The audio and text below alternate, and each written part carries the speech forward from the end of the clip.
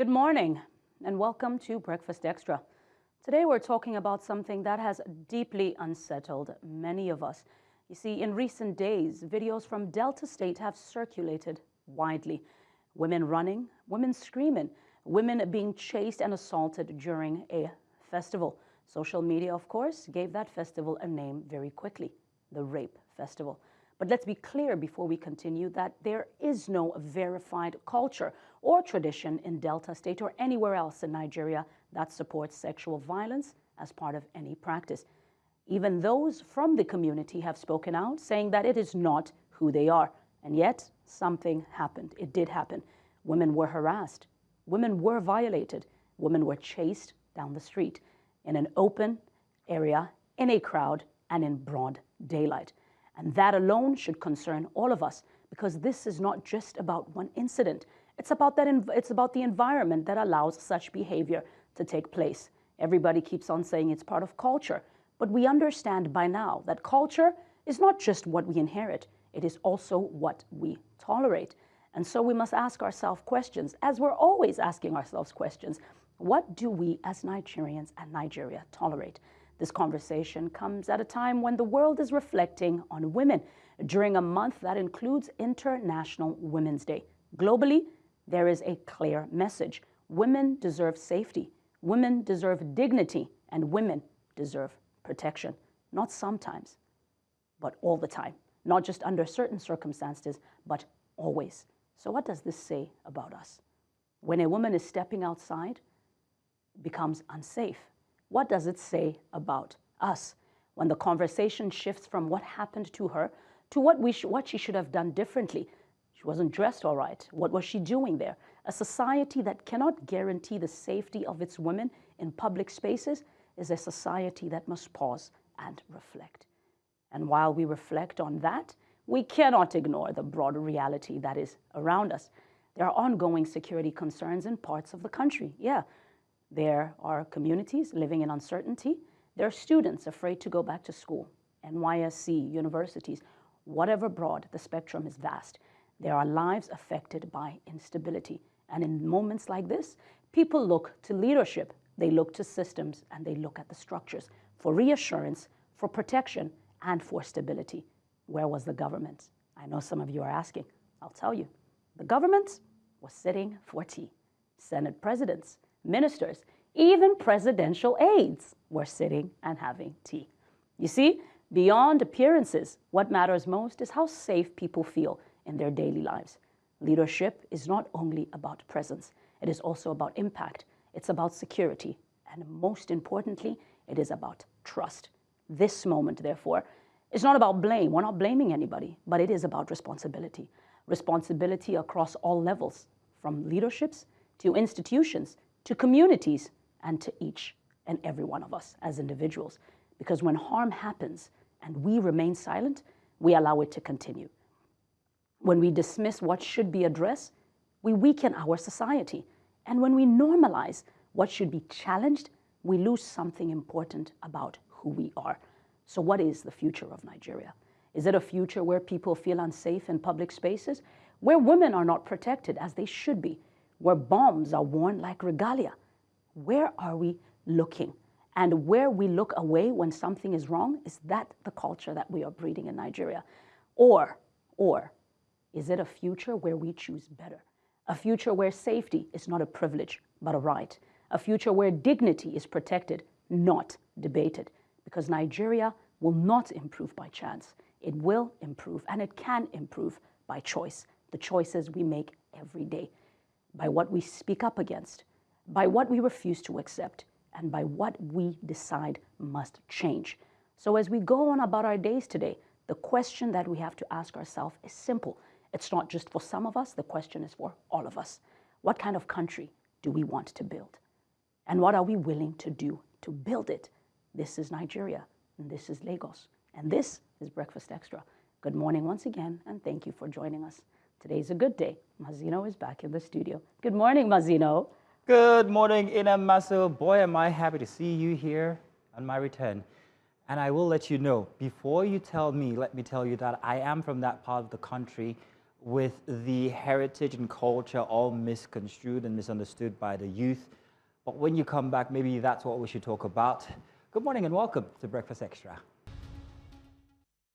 Once again, it's good morning to you and welcome to Breakfast Extra. My name is Mazino Appeal. Today, we are discussing the major stories shaping Nigeria and, of course, beyond. We are going to start with President Tinubu's visit to the United Kingdom, a trip placing security cooperation, economic growth, and also bilateral relations under the spotlight. But beyond the meetings and speeches, what does it really mean for Nigerians here at home?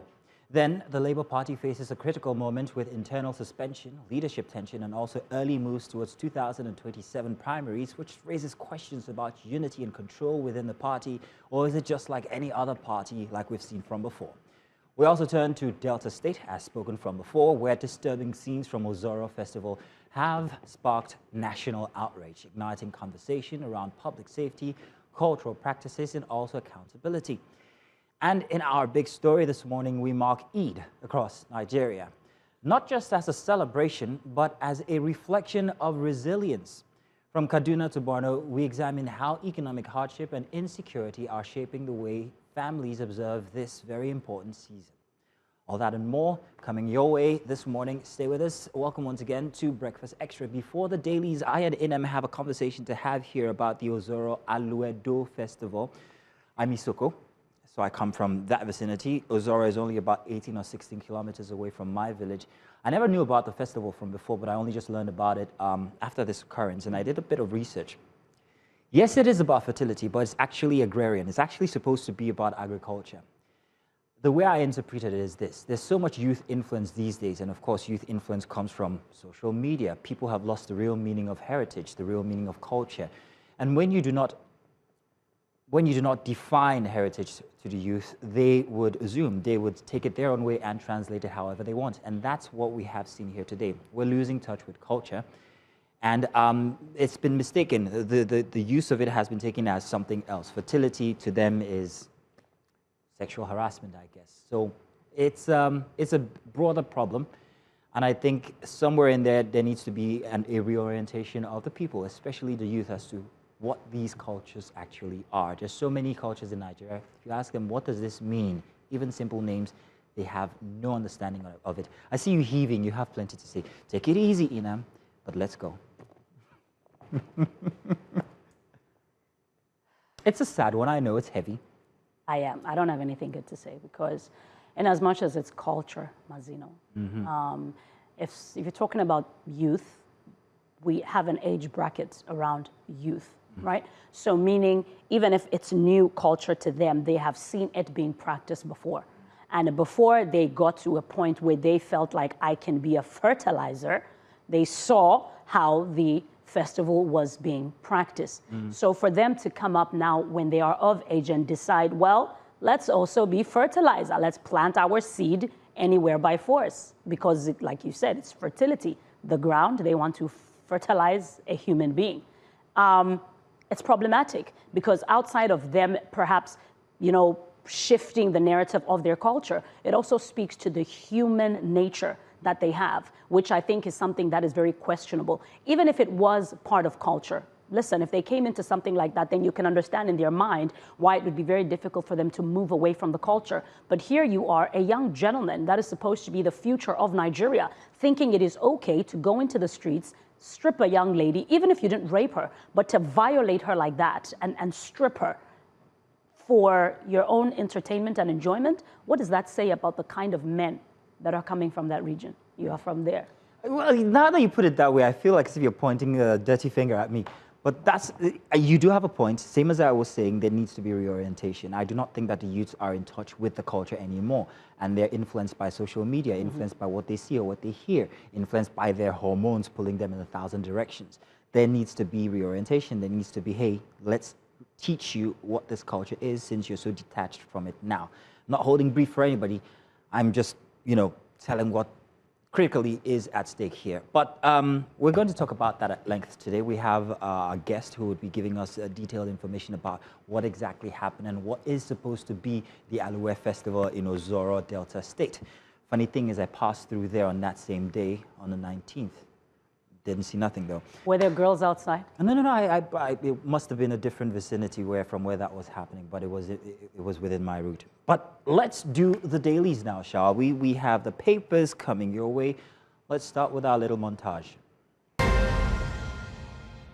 Welcome back. Time for the dailies. Let's do the front pages for The Guardian, our first newspaper this morning. Here, front and center, Eid al-Fitr, Tinubu rallies Nigerians for, hang on a second, peace, improved security, all the way from Windsor Castle. I got your sob there, by the way, when we talked about where the government was, sipping tea. Were they not? Well, they were. But that was a very long table. the first ceremonial engagement with the UK in 37 years. It needed to be big. We haven't had that kind of engagement with the UK in a very long time. Mazino, I get that. Yes. I love how you said, I get that. First time in a very long time. 37 years. You packed everybody. Yeah. You packed everybody. You know, we were having a conversation as the day they left, and a friend of mine made a comment and said, so if anybody decided tomorrow they wanted to invade Nigeria. That would be the time. And nobody was here. For me, that doesn't, I understand the excitement, I understand the zeal and the joy and the honor. The relevance, however, is very questionable. That was a very long table. There were a lot of people there. You're running out of breath even just telling. I get. We'll come back to it continues. Says security is collective responsibility. UK visits sends message of tolerance among faith. Sustainable development can't be achieved without peace, says Shetima. Now, I do hear that they were also sipping Zobo as well. I saw that. Niger Nordic Harry lost. It wasn't just tea. And jollof rice. Yes, indeed. We had to export our little culture there.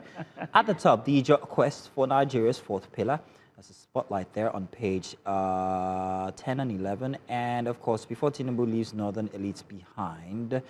And 2027, good governance matter more than age or region, Kanu Uche says. At the bottom are a few other headlines. Can Catholic bishop facilitate Muslim faithful urge sacrificial living? And also PDP will survive current crisis, says party chairman. There's still more. Here's a fully loaded front page for The Guardian this morning. 2027, Olubada cautions politicians against exploiting religion for elections. Never going to happen. They're still going to do it, unfortunately. Breach of contract. Experts blame high training cost bonding policies for pilot shortage. Somebody should put in their intellectual flight as they all leave for better countries. And allegations of bank collusion emerge in $43.5 million dividend dispute involving Oriental Energies. And at the very bottom, tax reforms will favor women, youth, FG assures. You already have your own month. Why give them more? I'm joking. I kid. I kid in whoa, calm down, girl. Mazino came back with a bang. I think that motorcycle, that wind, blew in all the right directions. Oh, let's move to Saturday Punch before I... Mazino. Let's move to Saturday Punch. Saturday Punch, Pellar Palava. Pellar Palava, nice. Yep. Queen Uware hits back at Edo Palace chiefs. Okay, that's an interesting one. You can find that on page 3. And then Army revokes a 74 terrorist recovers. I was trying to be polite. Army recovers 74 terrorist bodies. And then UK, Nigeria pact fuels talk of Ekweremadu's return. As you know, I think that's your topic right there. And then right at the middle, it says horror. I think it was worse than a horror. It was really worse than a horror. If you saw the movie Sinners, I think what happened in Ozoro was something similar to that. I'll say, if not worse. I did see the movie with the twins, yeah? Yes. Women stripped, sexually molested during a Delta festival. Victims hospitalized. FG orders probe. Suspects arrested. Nigerians demand prosecution. And I have over 200 videos, photos of sexual assault. Monarch, wow. I did see that. And I like the fact that the monarch, the king, of course, said he has over 200 videos. Mazino, the videos are nasty. I know that there are some particular ones that are trending, that I think people are allowing those ones to trend because when we look at indecency, the graphics are not that bad. I saw some of the videos. Not as bad as. I saw some of the videos where guys were literally just finishing and pulling up their pants. It was horrible. It was horrible. Others were driving and girls' underwear was on the floor and they were laughing about the fact that see the pants and all of that. I saw all of those videos. It was terrible. It was terrible. And then right at the bottom there, at the bottom left, it says, I left gospel music because it wasn't profitable. Producer Ozedikus. I cannot comment to that because what shall it profit a man to gain the world and lose his soul? And then toxic sauce inside Nigerian markets where vendors mix pepper with dyes for profits. Yeah, Nigeria. See, when times get hard, these kinds of news bits begin to make media. We've got situations in the past where people would mix little brown gravel stones with beans just to increase its weight and volume so they could sell more. There's also disinfecting infected beans with all manners of toxic, things like at one point otapiapia. I don't know if you've heard about that. But you hear these things when hardship hits a country, especially here in Nigeria where we're quick to come up with a solution for something just to make a quick buck. There's fake wine, there's this and that. You will continue to hear all one day, I think one day, if Mava's hearing me, I think one day we need to have like an exclusive conversation on Breakfast Extra about what hardship is doing to the humanity of the average Nigerian.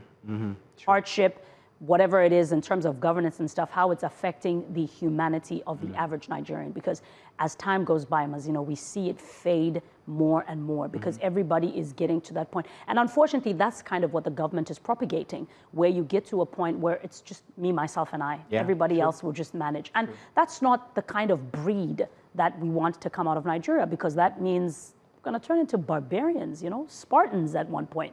Apparently so. And then at the bottom there, fourth time in March, Dangote hikes fuel price to 1,245. Well, it's not his fault now, is it? Oh, let me tell you, so across the country, how much does fuel sell for?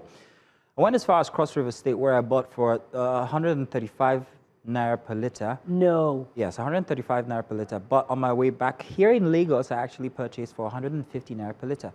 So I don't know why exactly it's more expensive here. The reverse is the case from before, where if you went across the country, it would be more expensive. But I'm wondering, why is it much more expensive in Lagos? I mean, because remember, these are business districts. So well, this is true. You look at the population, you look at the affordability. But then population should mandate that it will be less, not more. If anything, it should be less here in Lagos. I mean, it's even, you get it here from Lagos, from Dangote. Where are we, Mazin? First place. Where are? This is Lagos. It is. Everything is different. I'm just sad because I know the effect on people. Yeah. I know people who can't go to work. I know people who have had to lower their standards. Somebody called just the other day and said, "Oh, I can't go to work in an Uber anymore." I'm like, lower your standards. Everybody will understand. You can't always go to work in an Uber now. Because no, but I'm saying this that you've just said, Mazino, not everybody can use public transport. Not because they don't want to. I use an Uber. Okay. I know nothing about your buses. So if I now have to lower my standards from Uber, what then do I should get on a bus? I have to speak to HR. I'm not sure. I've heard about one chance. I'm not sure we're getting paid enough. I'm not sure I'm getting paid enough. I've heard about this. I remember one of our South African brothers came to Nigeria, and he was just so enthusiastic about the buses. And this one day we were all sitting down, and he was like, "No, he uses the bus and whatnot." And then one of our colleagues was like, "Until you enter one chance." Yeah, oh, yeah. And that was the first time I heard that. I'm like, "What's one chance?" She's like, "You have only one chance." Got one chance to so, live. Literally, what do we do? What do we do? Well, I do think you should try it. First of all, the first thing that will hit you is the smell of body odor and regret. What else do we have? What are we going with next? Okay, guys? let me just read the last one, ahead. please. The last one on Sunday Punch. You see Mr. Fela right there. How 3 months in same cell with Fela changed my life. British-Nigerian author. Then, of course, Sanisu Bayero Kwankwaso holds a separate Eid prayers. Alrighty, That's all on the Punch. Moving on to the Tribune newspaper. Saturday Tribune has this front and center. 5 suicide bombers entered Maiduguri, 2 still at large. Governor Zulum says, I heard this over the weekend. I was so devastated. How I defeated Bola Ige in 1999 to get AD's presidential ticket, Olufalaye, says I campaigned, Ige traveled abroad. And welfare of troops must be prioritized, says Makinde. My eyes are going bad. Celebrates Salah with soldiers at Igbeti. At the bottom, we've got other headlines. My husband is a drunk. He could sexually abuse our daughters. Woman tells court. And ADC is no longer about opposition. It is about the survival of democracy in Nigeria, Bolaji Abdullahi, party spokesperson, says. Why I want to succeed, Governor Sheyi Makinde, Kampo for Tai Osheni, retired tells. That's all the headlines for the Saturday Tribune. What else are we moving on to?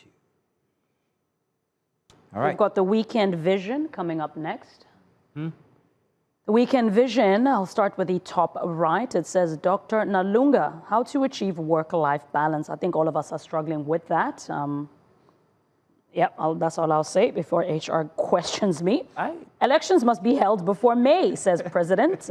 This should be Yoweri Museveni. You see that on page 5. LCI polls, Museveni orders release of SH56B. I don't want to say too much about what's happening in Uganda. I'm not very thrilled about it. But you know what? Mazino had a conversation with a friend of mine from Uganda, and apparently Uganda has absolutely no problem. None at all. With Yoweri Museveni. We are the ones that are crying for them. Well, the point is, if you're doing it right, maybe, is he though?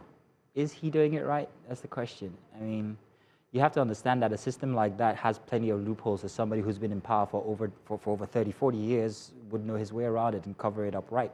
So you might not see what he's doing wrong, but there's a reason why he wants to keep being there. Yeah, I mean, we've lost all, the word has left me, but yeah.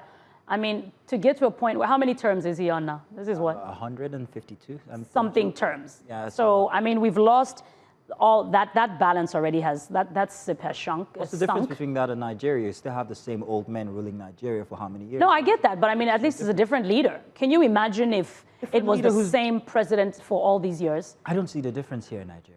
Because we still complain, APC, PDP, even if it was the LP, you might still have the same issues. I mean, look at what's happening with the LP now. We thought that it was a great movement that became a political party, but now they have infightings and political disorder inside of the party that is no different from the APC, or rather from the PDP. So it's just the same thing. Whether you like it or not, we would still have gotten to that point. Are you done? No, I still have Muslims mark IDD al-Fitr. Al-Fitr. Mazino said Fitr, guys. It wasn't me. Eid al-Fitr. Not many Muslims in South Africa? No, not too many. Okay. Not too many. Right. They're there, but not too many. And then at the bottom there, that little cute young man, it says pass PLE, science, maths, and SST. And then jobs, grants, scholarships up for grabs. And that's page 32 to 34. And then the next it says... Congratulations to him, and then his friend who comes out last in class becomes a footballer and makes more money. Wicked. How AI can fetch $500 billion for Uganda. And then is Uganda ready to host AFCON? I do not think so, but all the best. AFCON, all right. That's a story for later. Yeah. This might be our final front page. It's the Saturday Sun. And keeping to the left, party primaries, rumblings in APC, ADC, PDP, LP. Everybody, you get one, everybody's getting party rumblings. It's like the Oprah of politics. Zoning dilemma threatens ruling parties convention. ADC factions set 4 separate primaries. Listen to this. This is everybody gets one.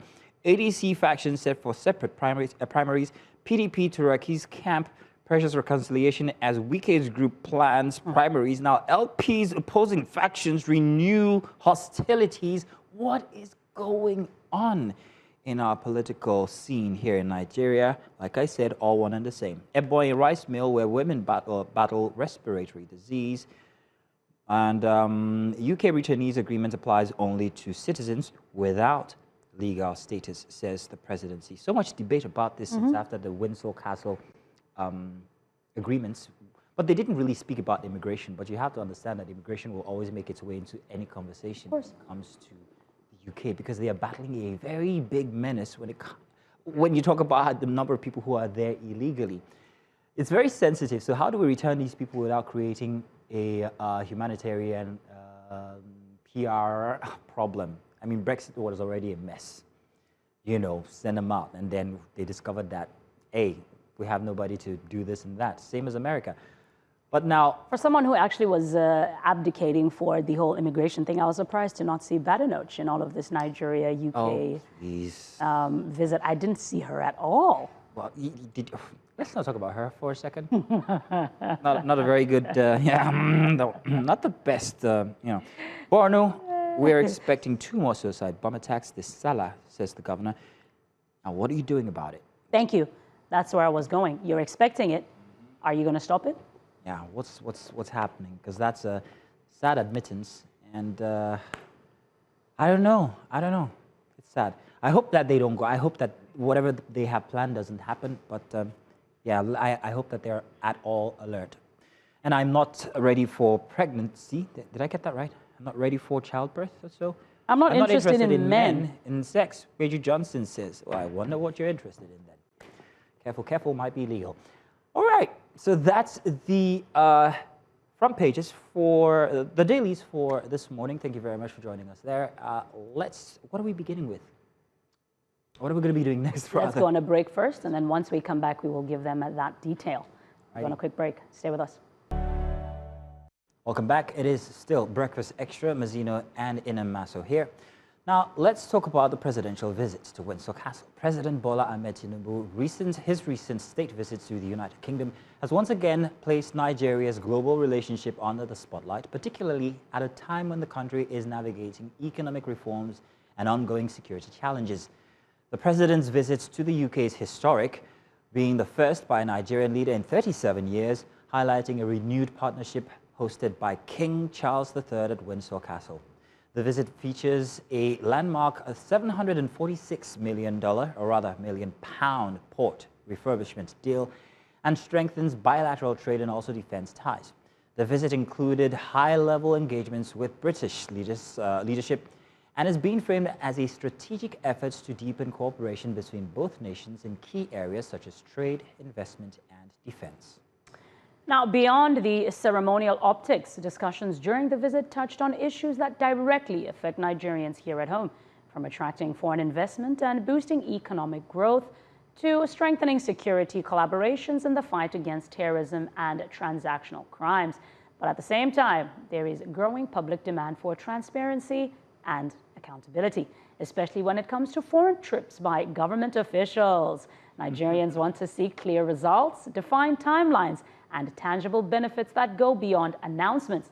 So, the dust has settled on this visit. Attention now shifts to what comes next and whether this renewed partnership will deliver meaningful impact. To help us with this conversation, we have Segun Sopitan, who is the chairman of the Accountability, Carder and Transparency Network, and Toba Alabi, a professor of political science and defense studies at the National Defense Academy. But first, let's take a look at the package by Afua Hagen, our international correspondent. Day 2 of President Bola Ahmed Tinubu's historic state visit shifted from royal ceremony to political substance as engagements moved from Windsor to the heart of London. The day began at Westminster Abbey, where the Nigerian leader laid a wreath at the grave of the unknown warrior, a symbolic tribute to fallen soldiers and a reminder of the shared military history between Nigeria and the United Kingdom. Here at Westminster Abbey, the symbolism has been clear, honouring the past while setting the tone for what is a forward-looking relationship between Nigeria and the United Kingdom. Attention then turned to politics, with President Tinubu holding talks with Prime Minister Keir Starmer at 10 Downing Street. Discussions focused on trade, investment and security, with both countries looking to deepen a partnership already worth billions in annual trade. At Lambeth Palace, Nigeria's First Lady, Oloremi Tinubu, took part in a faith engagement with Church of England leaders, highlighting the cultural and religious ties that underpin the relationship. The visit concluded with a celebration of Nigerian culture at Tate Modern, bringing together members of the diaspora and showcasing Nigeria's global cultural influence. As this visit comes to a close here in London, the message is clear. This is a relationship that goes beyond politics, spanning culture, faith and economic partnership, with both countries looking to the future. From royal pageantry to political talks, the two-day visit has reinforced Nigeria's role on the global stage and its importance to the United Kingdom as a strategic partner. For News Central, I'm Afua Hagen in London.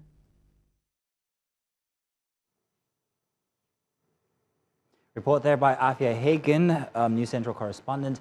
And of course, we still have Segun Soputan here and Professor Toba, who have joined us to have this conversation. You're welcome, gentlemen. So the big question, is this diplomacy that announces or diplomacy that delivers, is the big question we're asking here. Professor, let me ask you, what do you think exactly, how does this reset Nigeria-UK relationship when it comes to how we are dealing with, well, diplomatic ties from before? Is this renewed relationship? Is it genuine? Professor Toba, go ahead. Thank you so very much for having me. Yes, this is basically about foreign policy and diplomacy. And before answering your question, I think I need to comment on the fact that the foreign policy of a country is its relationship with the outside world. And this is usually guided by so many factors. The first one is the promotion of your national security, the protection of your citizens abroad, the promotion of the territorial integrity of your country, the economic buoyancy of your country, and the rest of that. These are the guiding dynamics of any nation's foreign policy. And the mere fact that President Bola Tinubu visited the United Kingdom is a manifestation of the fact that Nigeria cannot be an island, and the tie between Nigeria and the United Kingdom has been for more than a century. Well, the annexation of Lagos took place in 1861, and Nigeria became independent in 1960, which means that for 99 years, Nigeria was a colony of Britain. So for Nigeria now to renew its ties with Britain, the United Kingdom, one of the world powers, I think is a good development, just like what you said in your background. For 37 years, Nigeria has never had this type of experience. So I think coming at this critical moment, critical historical conjunction of Nigeria, I think is commendable because given the economic situation in Nigeria, I want to believe that the visit of the president to the United Kingdom couldn't have come at a better time than now, because of the various challenges that Nigeria is facing currently. As a professor of political science, defense, and security studies, I want to look at the defense security dimension of this visit. Since 2009, Nigeria has been battling with the Boko Haram insurgency. We are talking about 17 years now. We have not been able to defeat these terrorists. So one of the major achievements of this visit is that the British military will be training about 28,000 Nigerian troops in modern day warfare. The type of warfare we have today is not the normal one, it's not the conventional warfare, it's the asymmetric type in which you might not even know the enemy. So the type of war we are facing now is not the one of artillery guns, infantry, and the rest of that. Those ones are still very important. All we need now are tools that will help us fight these insurgents, the kidnappers and the rest of them. So these are not conventional military activities. They are asymmetric. So to that extent, I think this is a wonderful visit if at the end of the day, our troops are better trained and they can face these challenges fairly. I think that will bring a new lease of life. Well, Professor Alabi, Number two, I want to stress.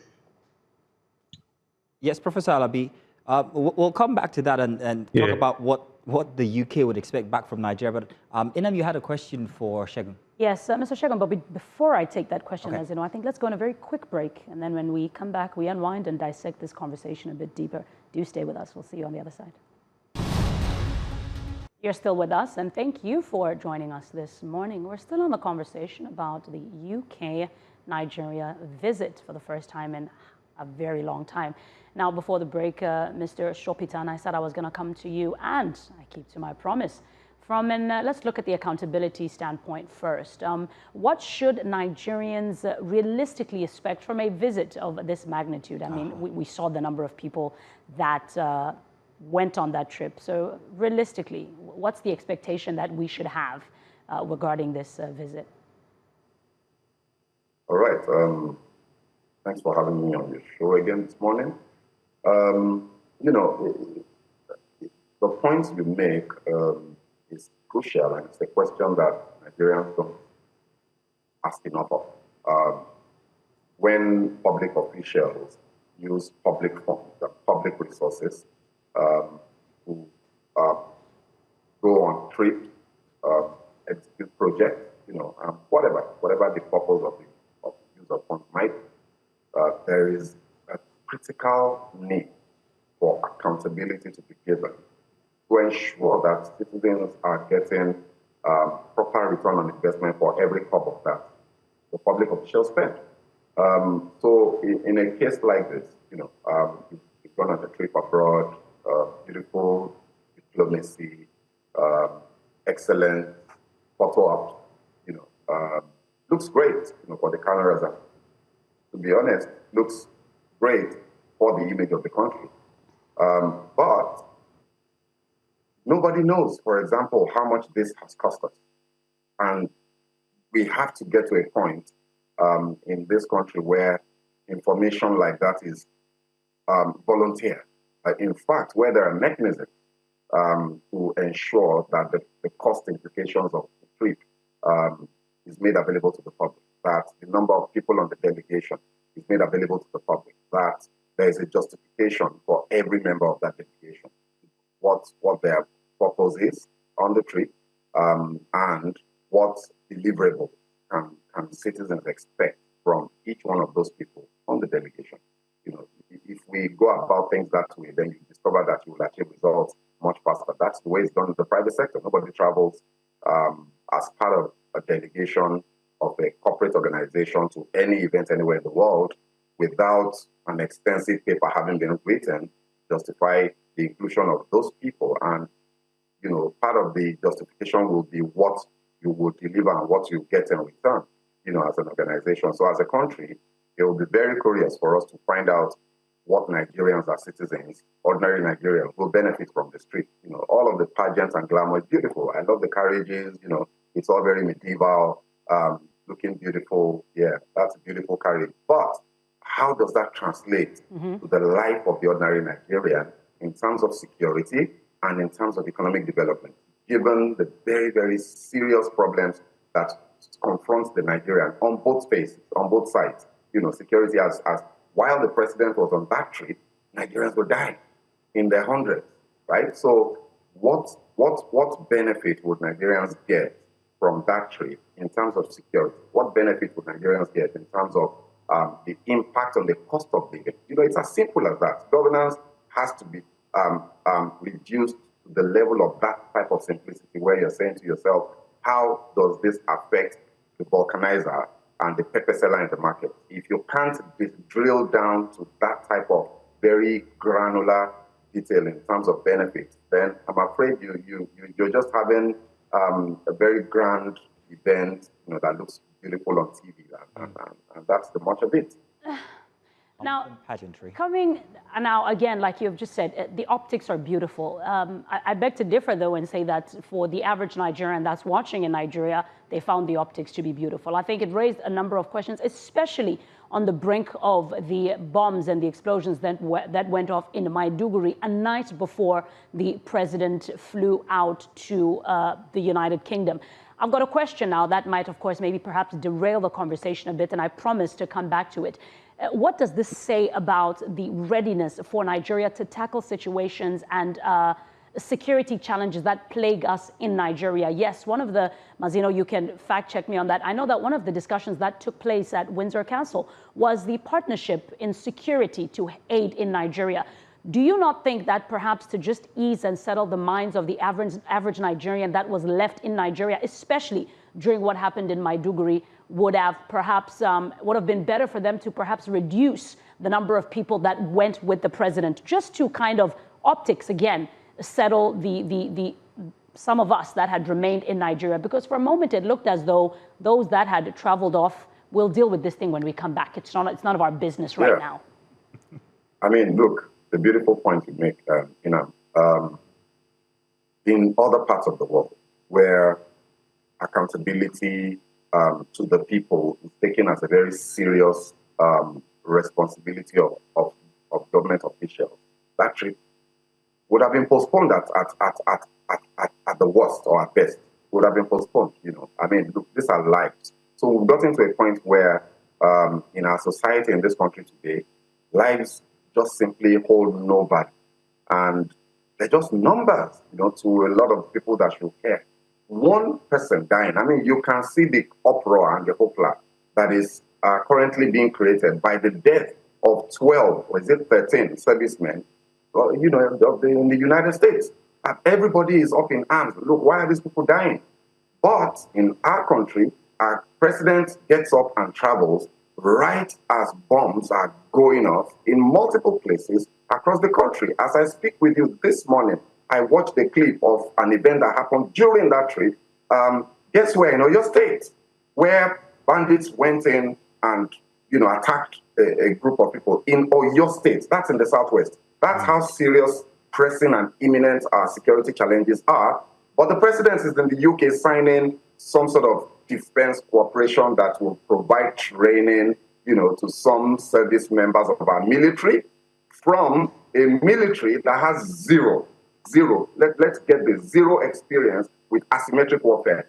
What does the British government, what does the British Army, the Royal British Army, what do they know about fighting insurgents and terrorists? They don't have this problem. They've not faced it in, I don't know, maybe centuries, maybe since the insurrection from the Scottish, and the Irish 100 years ago, or maybe in the early 50s, right? So how can they possibly benefit us, by some sort of training, even if they wanted to help?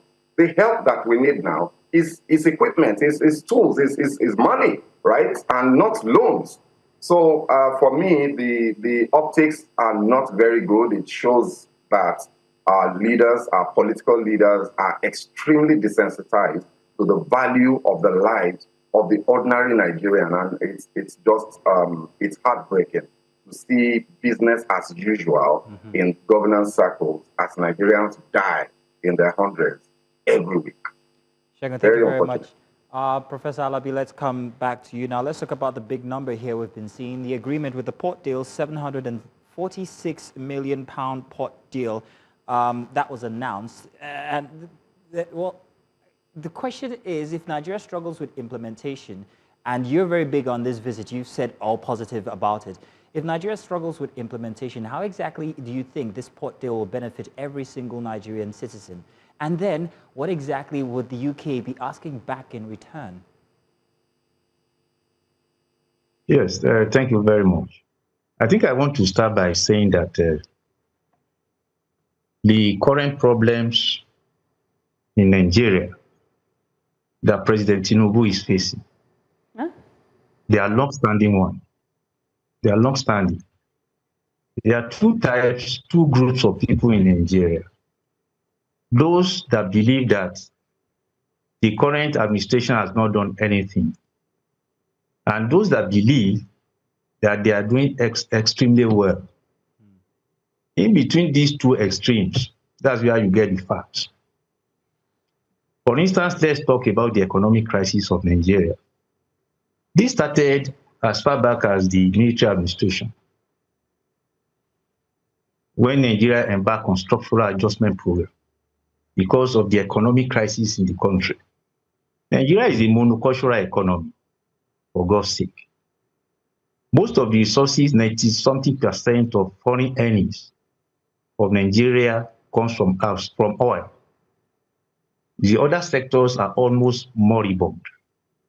So for us to start saying that, all the problems Tinubu is facing today, the Tinubu administration is facing today, started with the administration, it's wrong. On the contrary, I think the government should even be commended by removing the subsidies on essential commodities. And again, the exchange rate of the currency, allowing the market forces to fix this. For many years, Nigeria has been subsidizing petroleum products. And out of this, millions of crooked Nigerians have made billions of naira. The most realistic option for Nigeria as of the time President Tinubu took office was to look at these two areas, fundamental reforms. The alternative would be that one day the Nigerian economy will collapse. That's the basic fact. Look at the issue of insecurity. The Boko Haram insurgency that we have today started in 2009. Tinubu became president in 2003. So for about 15 years, this problem has been ongoing. So expecting Tinubu administration to fix this problem in 1 year, in 3 years or 2 years even, is not realistic. In non-analysis, let's be balanced. But Professor, I think that will help. But Professor, to bring you back to the focus of the question here regarding the £746 million port rehabilitation agreement that was signed with the UK, I'm asking exactly how it's going to benefit the average Nigerian. While we're looking at implementation, most agreements with other countries would often involve that when you go into an agreement, you use our apparatus to try and or execute.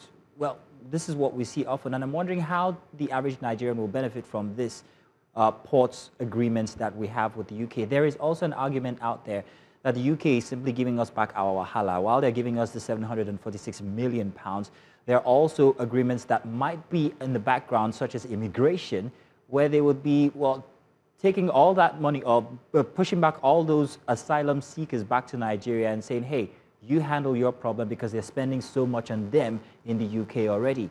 If we go through with that assignment or that agreement, we would have more than enough wahala on our hands when it comes to rehabilitating these people and reintegrating them back into Nigeria. If we can focus on that. All right. The port reform, I think, is a very good one. A very good one. But let me say this. No country will help you to develop your country. The development of your country has to be autochthonous, indigenous. The amount you are just £746, £1,000 or so, £1 million. Yes. Yeah, is just a drop in the mighty ocean. But it's better than nothing. Better than nothing. I think we need to look at the issue from the point of view of maybe the cup is half full, than looking at it from the point of view of saying that the cup is half empty. Let's start with that. The most important point I want to stress here is that this agreement that we have made with the United Kingdom should be seriously scrutinized and make sure that there are no fraudulent activities.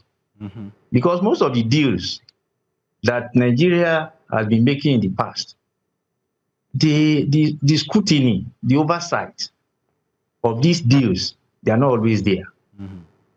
Because this requires a lot of government making sure that corrupt practices do not take place. Otherwise, we just go back to square one rather. Nigeria has made a lot of deals in the past. At the end of the day, you find out that the beneficiaries are only the government officials and the politicians. So what I urge the current government to do is to make sure that sharp practices, corruption, embezzlement do not take place. That's the first thing. Again, like I said earlier, the development of the West and the third world, they are mutually exclusive. No country in the world will help you develop your country. When the West is developing, Africa is underdeveloping, and vice versa.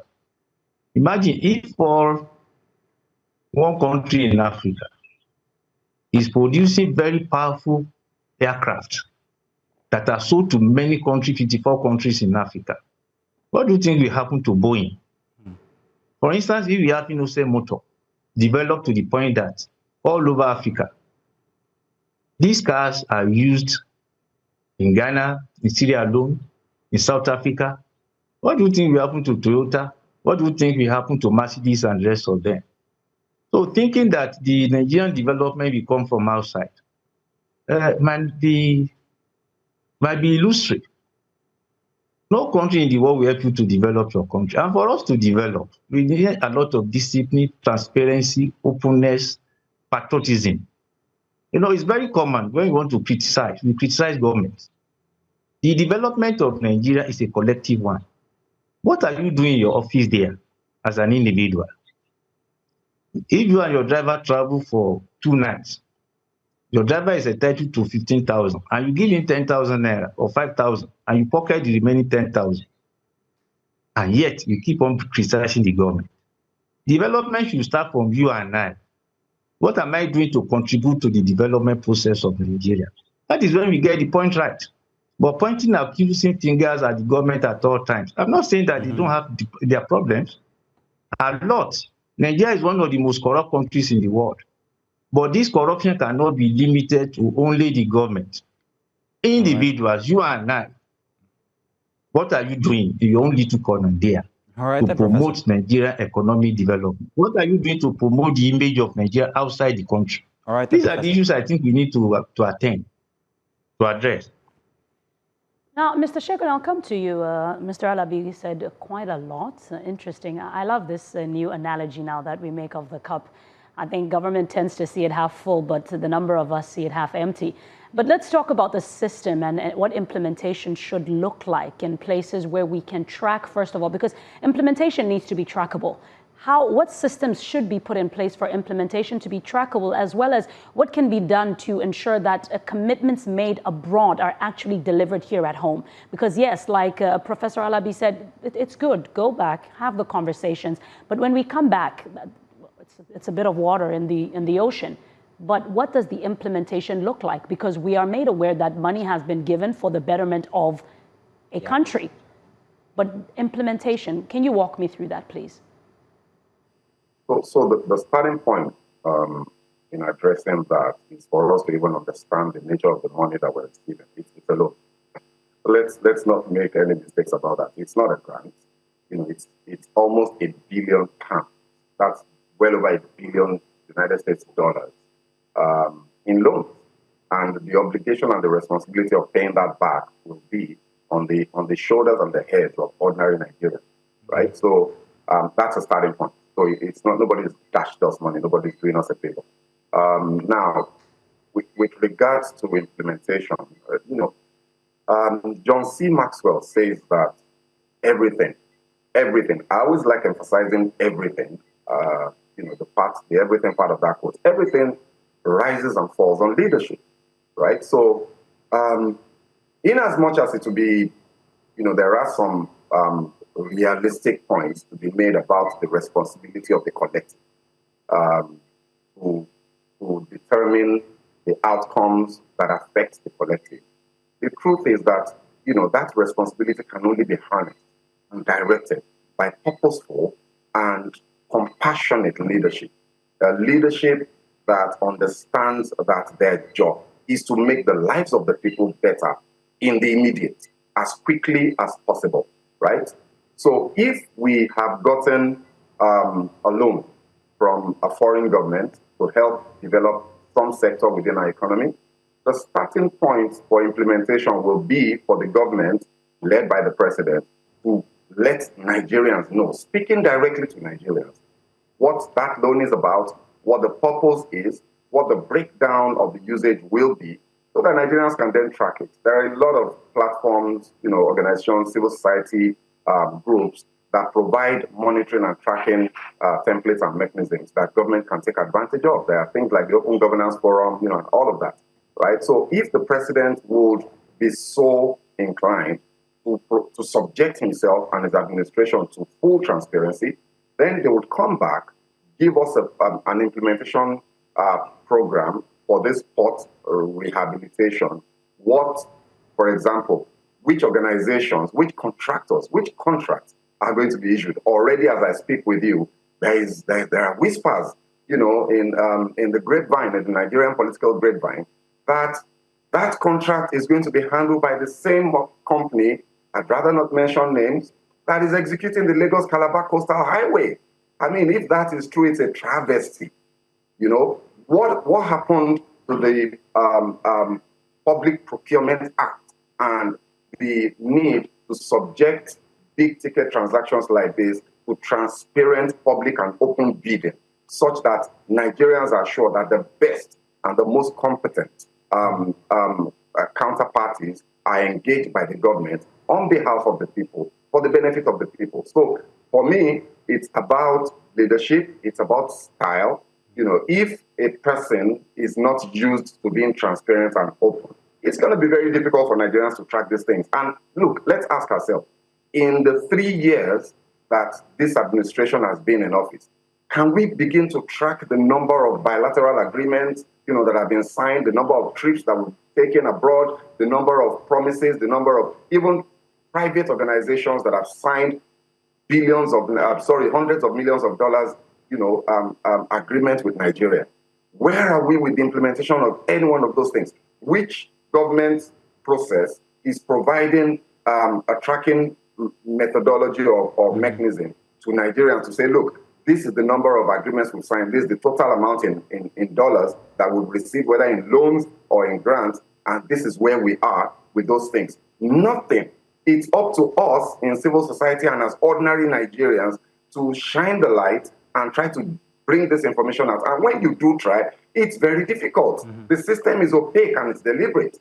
So I would very, very much love to see the cup half full. But look, to the ordinary Nigerian, they don't care. There's nothing like the prof and myself, we can be talking of whether the cup is half full or half empty. The ordinary Nigerian doesn't even see a cup. There's no cup. Okay. There's suffering. So we've got to make sure that as we're relating with these public issues, we do not lose the sensitivity to what is happening to the ordinary man on the street. Shegun, we're being asked to round up, but I didn't want to leave without asking you whether you think Nigeria is shifting its foreign policy direction away from the US and now to the UK, back to traditional allies. What do you think? Real short. We only have about 30 seconds. No, I mean, I don't think so. I think that Nigeria will be open to, interactions with as many parties as possible. And I would suggest, that that's a good thing. We don't want to narrow, or put out all our eggs in one basket. Britain has been a traditional ally, being a colonial masters, so I'm sure we'll see some sort of interaction with the United States government and maybe EU in the course of time, depending on what happens with this administration after the election. Great. Final one, Zobo or tea? Zobo, all the way. Professor, what would you fancy? Thank you very much. Well, what I want to say here is that, I'm in full support of openness and transparency. Until we have this done, Nigeria cannot develop. Secondly, and finally, let us remind ourselves that Nigeria is a federal state, federalist framework. That's what we operate here. Until we look at the Nigerian federalism and see how we can diversify the revenue base of Nigerian economy, we cannot achieve much. The state governors, the 36 state governors, they have a lot of role to play in the development process of Nigeria.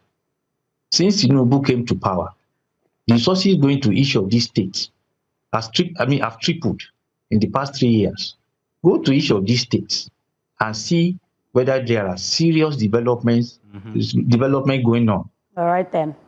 Then we have 774 local governments. Mr. Alabi, thank you so much. What do they do with the resources? What we have in Nigeria is... Unfortunately, I'm so sorry, Mr. Alabi, I'm so sorry. We have run out of time. I know that when it comes to conversations like this, diplomatic engagement like this one is often set on tones for long-term partnerships as opposed to the short-term. But their value truly lies in the outcomes they produce. So thank you so much, gentlemen, for your time. Stay with us here on Breakfast Extra. We'll go to a quick break. When we return, more with us right here. Do stay with us.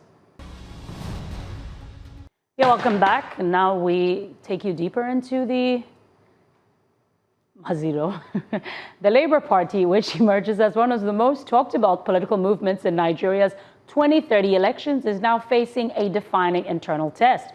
In recent days, the party has taken decisive and controversial steps to including the suspension of some members over alleged anti-party activities, while simultaneously announcing timelines for its 2027 primary elections.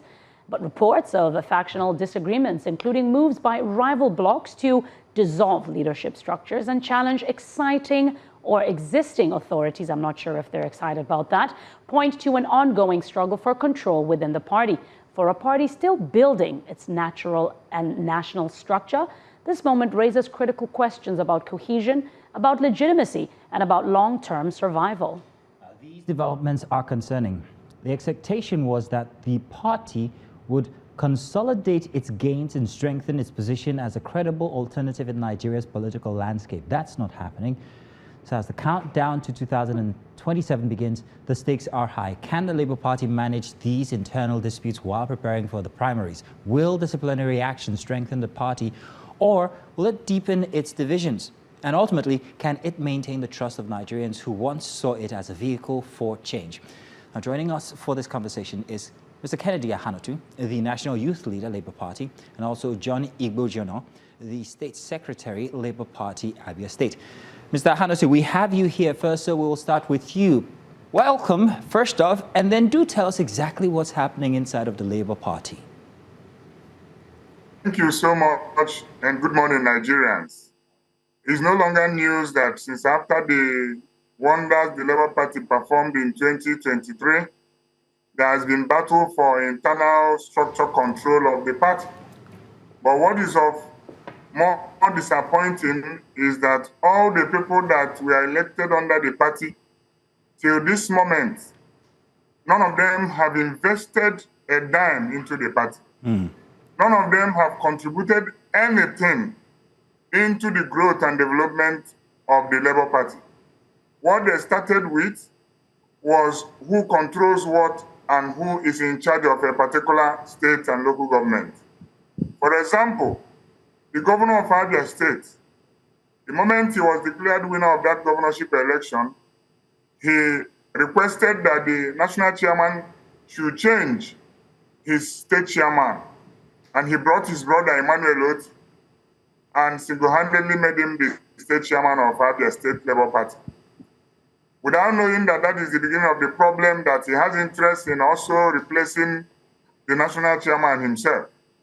Just about a year down the line, after our national convention, the same governor of Abia State called people together in Abia State, Umuahia, and decided to cause what has caused the party a lot of pain today by saying that he's dissolving the National Working Committee, he's dissolving the State Working Committee, he's dissolving the local government, he's dissolving the ward executives. That alone will give you about almost 400 members of the party gone down the line. That's to show you the characters of the personalities that we elected under the platform of the Labour Party. So since then, it has been up and down, suspensions, counter suspensions.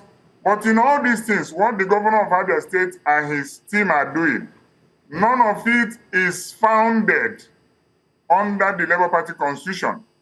They are just doing it out of their volition, out of their own personal, choice. This is what they feel that should happen in the Labour Party. And because Mr. they now Ahanotu, have the power, they now have the resources.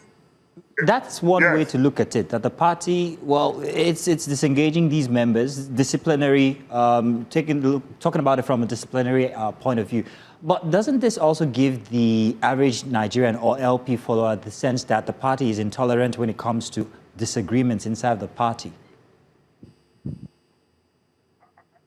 If I get you correctly, that if the party cannot handle internal disagreement, is that what you're saying? The party is intolerant to disagreements, hence these suspensions.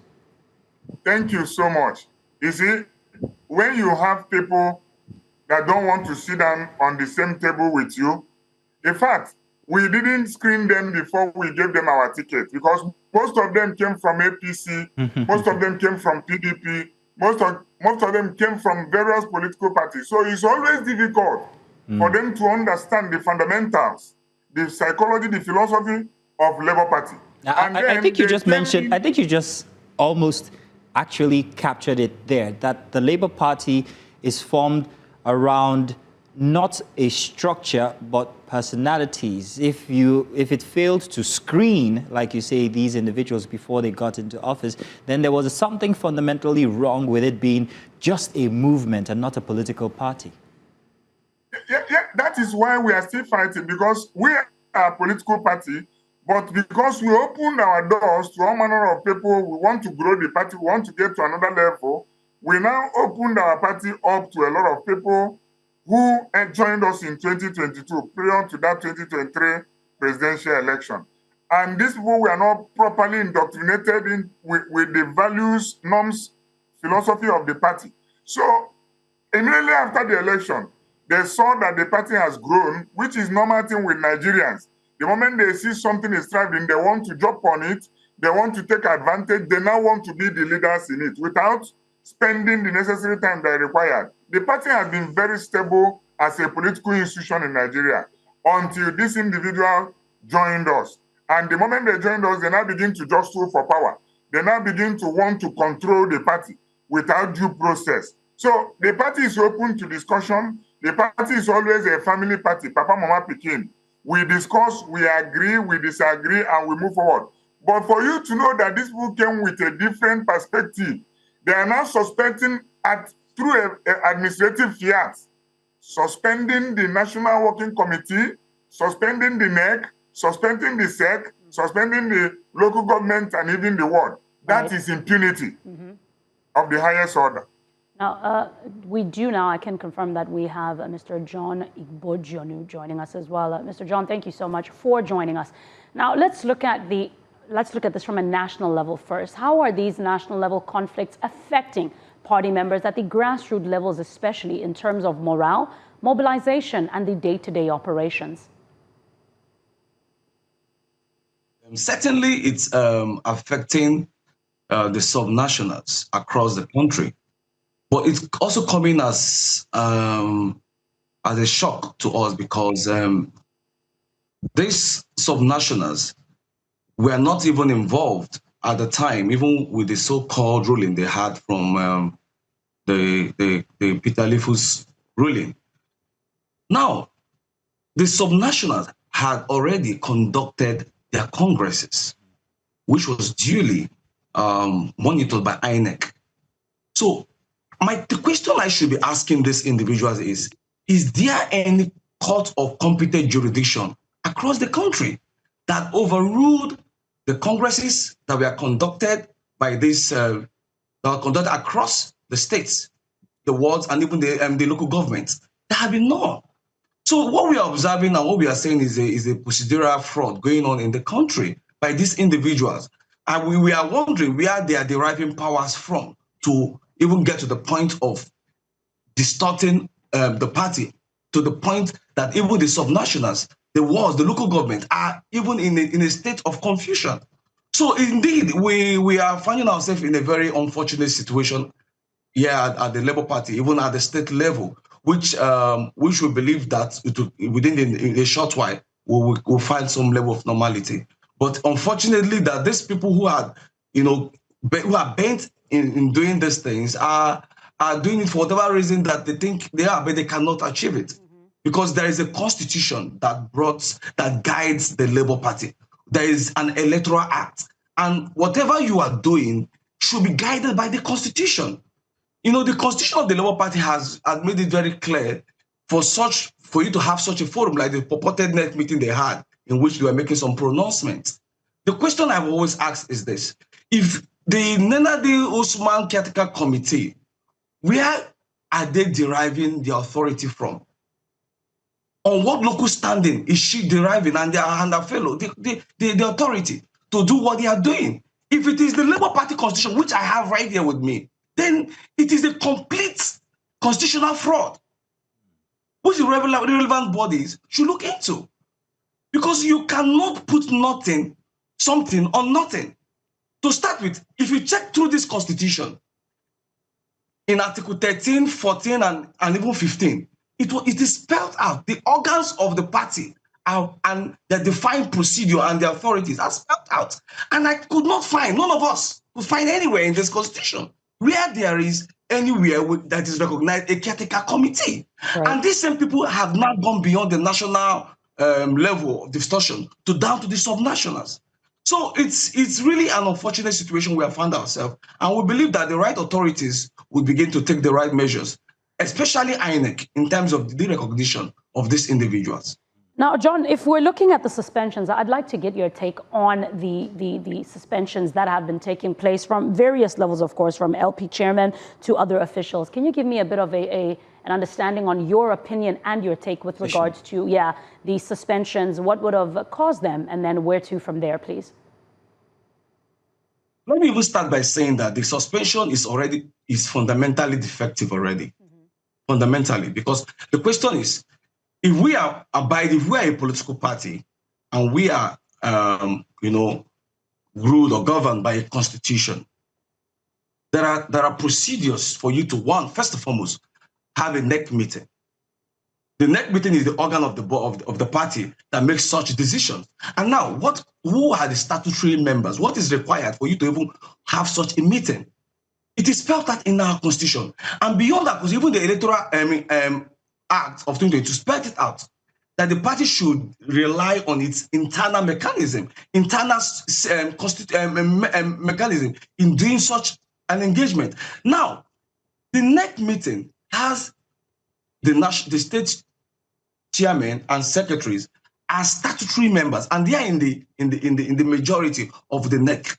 Now, the question is, who are the people that formed the meeting, the so-called purported NEC meeting they had, in which certain suspensions were read out?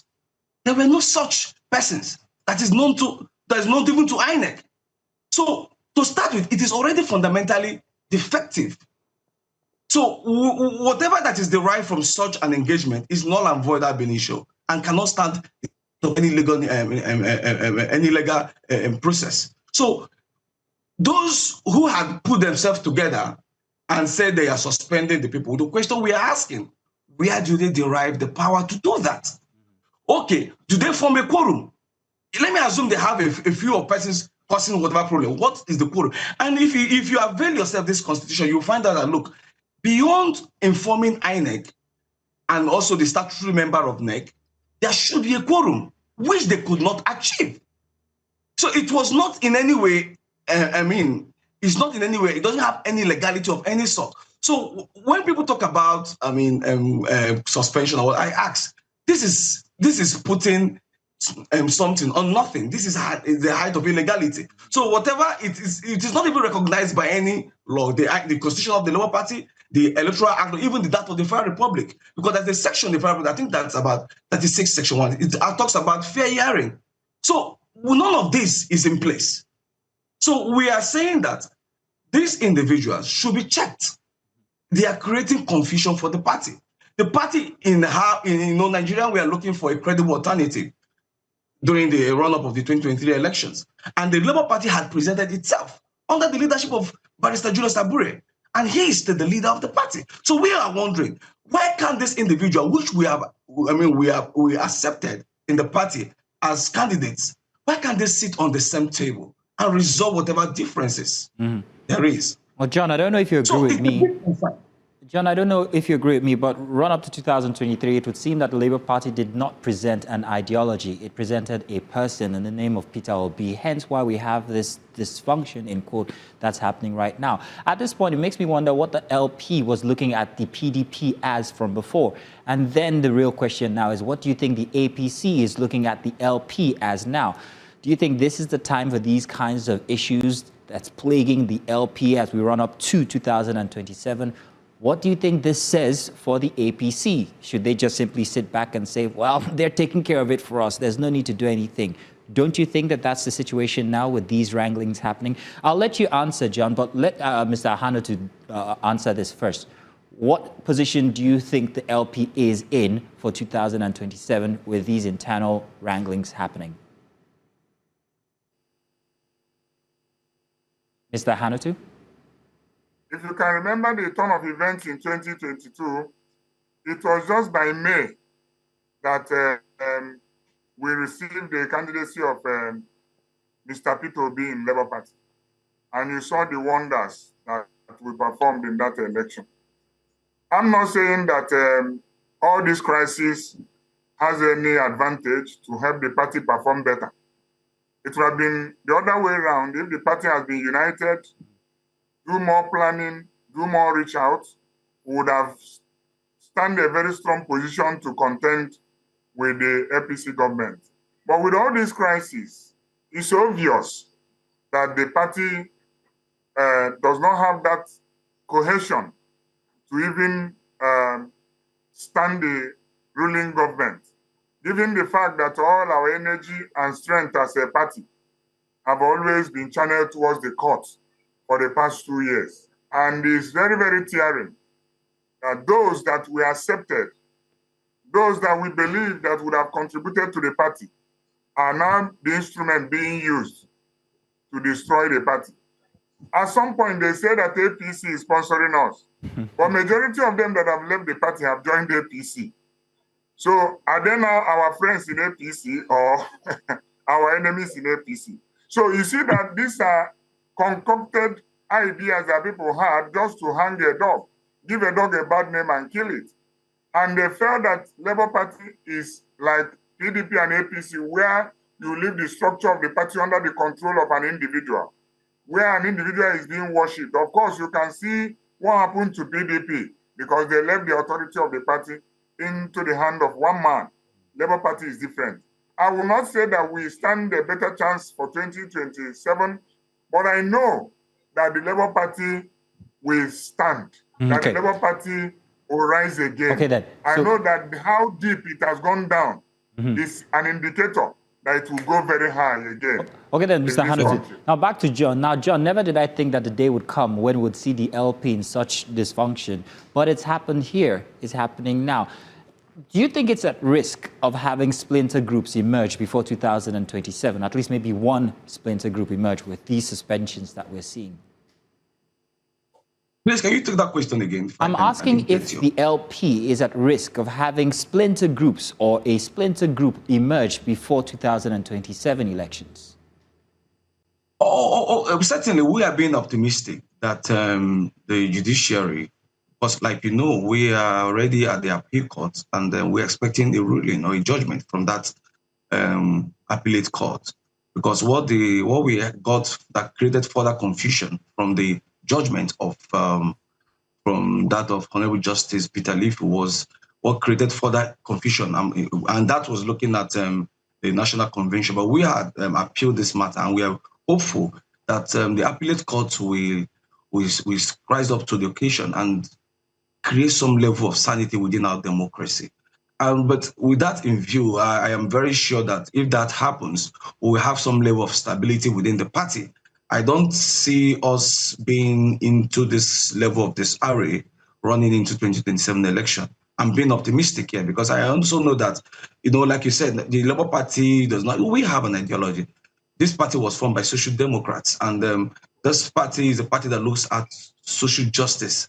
So if there is anything that Nigerians are craving for, are believing, is the sanity and the stability of the Labour Party, because we are the only party that offers a credible alternative to Nigeria. Because if you see what's happening now with regard to the APC and the country trying to become a one-party system, it will further take us deeper down into the worst kind of situation that we already finding ourselves.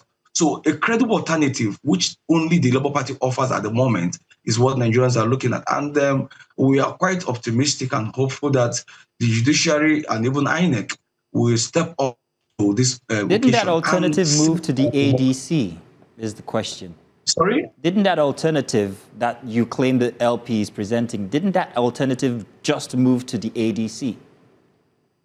I'm speaking of for the Labour Party. I'm speaking ADC, of the man in name of Peter Obi, who the Labour Party was. A coalition. A coalition. For me, it's not a resemblance of a political party. It's a coalition. right? And then whatever a coalition presents is an aggregation of persons from all sorts of ideologies, which does not have a unified ideology like that of the Labour Party. No, but that's exactly what we're talking about, John. The Labour Party as yet, currently, that's the argument now. There doesn't seem to be one united ideology. And that's the argument. If you call the ADC a disorganized party or coalition, what is the LP at this stage where we have internal wranglings and people claiming to be National Working Committee or this or that and suspensions happening? It's the same thing. The only stable party now is currently the APC, whether we like it or not. You know, every political party, including the APC, including the ADC, have their challenges. We have ours. It's an internal issue, internal party challenges and wranglings. It does not change our ideology. Whichever fashion that they call it, they are all still abide by the constitution of the Labour Party. So we are not a coalition. We have an ideology. We are social democrats, and we are believing that the authorities that are responsible for instilling order, like the judiciary, the INEC, are going to step up to this thing and instill that order, and we're going to have a very beautiful run out. All right, John. John, I have only 1 minute. I'm sorry, I have only 1 minute. Mr. Hannity, do you agree with me that for a party to actually be of one ideology, it needs to also carry the grassroots? In all of this that's happening, the Labour Party seems not to have that grassroots support that it did in 2023, where it was led by the youth. We don't see them anymore clamoring for the LP or whatever is happening inside of the LP. It's now left to everybody else who came from outside of the party, inside the party, that's causing all of these wranglings. We no longer hear about the common man. We no longer hear about the plight, which the LP stood for in 2023. It's now regular stuff from every other party that's happening inside the Labour Party. Mr. Hannity, real quick, I'm sorry, we only have 1 minute, so you have to keep it. I don't agree with you. Okay. You're no longer hearing that noise because those noisemakers on social media are no longer tweeting and typing about Labour Party. That's why you're no longer hearing that noise. But the Labour Party structure, if you want to see all the 774 local government chairmen of the party today, if you have the resources, we can assemble them for you today. In fact, I can share the picture of the meeting in my local government yesterday, where they started the membership revalidation based on the new Electoral Act. And I can also send you a video of a meeting of my ward as at yesterday, where they discussed the issue of the membership revalidation. So it's just that those people that joined us in 2023 with a lot of social media razzmatazz, but they are not on the ground, though. Those are the people that have departed from the party. But as for party grassroots membership and followership, it's still intact. People still believe in Papa, Mama, Pikin. Of course, if they keep broom and keep umbrella and keep human being, who will you follow? You are expected to follow human being, because the problem of human being can only be solved by human being. So Papa, Mama, Pikin is still in the heart of people in the rural communities. And that is why I am worried that a whole governor will now think of chasing away over 400 members of the party because of his selfish and very unidentifiable ideas and maybe whatever he wants. I don't even know what he wants. He should concentrate to give good governance to the people of Abia State and not come to Labour Party to decide what happens. He's not the leader of the party. He's only a governor under the party. Yeah, Mr. Anatu and Mr. John, unfortunately, Mazino is holding himself because he... I think we have no time. I would really have loved to tell or ask some more questions. Yeah. But I mean, based on the conversation... Maybe some other time. Yeah. Hopefully, very soon. And of course, thank you. If you are have following a nice weekend. If you are following in, you can see that how this party, or parties rather, manage this phase may as well define its role in the 2027 elections and beyond. And of course, the story will continue to follow closely. We will follow it closely, Mazino especially, and we will bring you back more right here on Breakfast Extra. I'm very, very interested in this story because there's so much happening right now that I predicted from a year ago when talks of the ADC started to bubble, and I'm like, this is what's going to happen, and it seems so. Okay, we have to go now. We've got other segments coming your way. Do stay with us. We'll be back. Another segment here for Breakfast Extra. Disturbing video from Ozoro in Delta State. Well, it sparked outrage across Nigeria after alleged cases of assault involving women during a local festival surfaced online. The footage, which has since gone viral, shows scenes that many Nigerians have described as deeply troubling, raising urgent questions about safety, accountability, and the protection of women in public spaces. The Ozoro Festival, specifically the Oluwado Festival in Iruomodu community, Ozoro Kingdom of Delta State, is considered a fertility rite meant to bring blessing of children to individuals or couple, with symbolic acts like pouring sand on certain individuals. While festivals are traditionally meant to celebrate culture and community, this incident has shifted the focus to concerns around law enforcement, crowd control, and also whether certain practices are being overlooked in the name of tradition. Now, this touches a broader national concern about gender-based violence, public safety, and how quickly such incidents can escalate in large gatherings. It also raises difficult questions about cultural practices and whether enough safe grounds are in place to protect vulnerable groups. As conversations grow across social media and civil society, many are calling for justice, clarity, and preventative measures to ensure this does not happen again or ever. Joining us now is Eniwake Orogun, president of the Isoko National Youth Assembly Worldwide. Eniwake, you're welcome. Thank you very much for joining us. Eniwake, I'm also Isoko, but I only heard of this festival in Ozoro for the first time this week. My village is 16 kilometers away in Erie. So please, if you can confirm for us if this festival is real and what exactly it was supposed to be for and what happened in this case. Thank you very much. Good morning, viewers. Now, Ozoro is the local government headquarters of Isoko North of Delta State. It has 5 traditional quarters or kingdoms, as you say. One of such kingdom is one of such quarter is Uruamuju. And they have a goddess of fertility called Aluedo. Now, the Aluedo goddess, or the festivity preceding the worship and serving of Aluedo, predates, it's been years, centuries ago. And the significance is basically being a goddess of fertility. It is aimed at those who married women seeking the fruit of the womb. Now, this usually happens at the end of the worship or serving of the Aluedo. So what happens is, on the day that it's supposed to happen, the chief priests and all those that are supposed to worship, they move down the streets to the bush and do the rituals and the rites. And then on their way back, those women, married women seeking for the fruit of the womb, are supposed to line up at a certain spot. And the chief priest takes sand and traditionally or symbolically rub it on their tummy, or even sometimes splash it in some way. That is the chief priest coming back. So, and when they're done, they usually allow the women to go home for their husbands to go complete the work.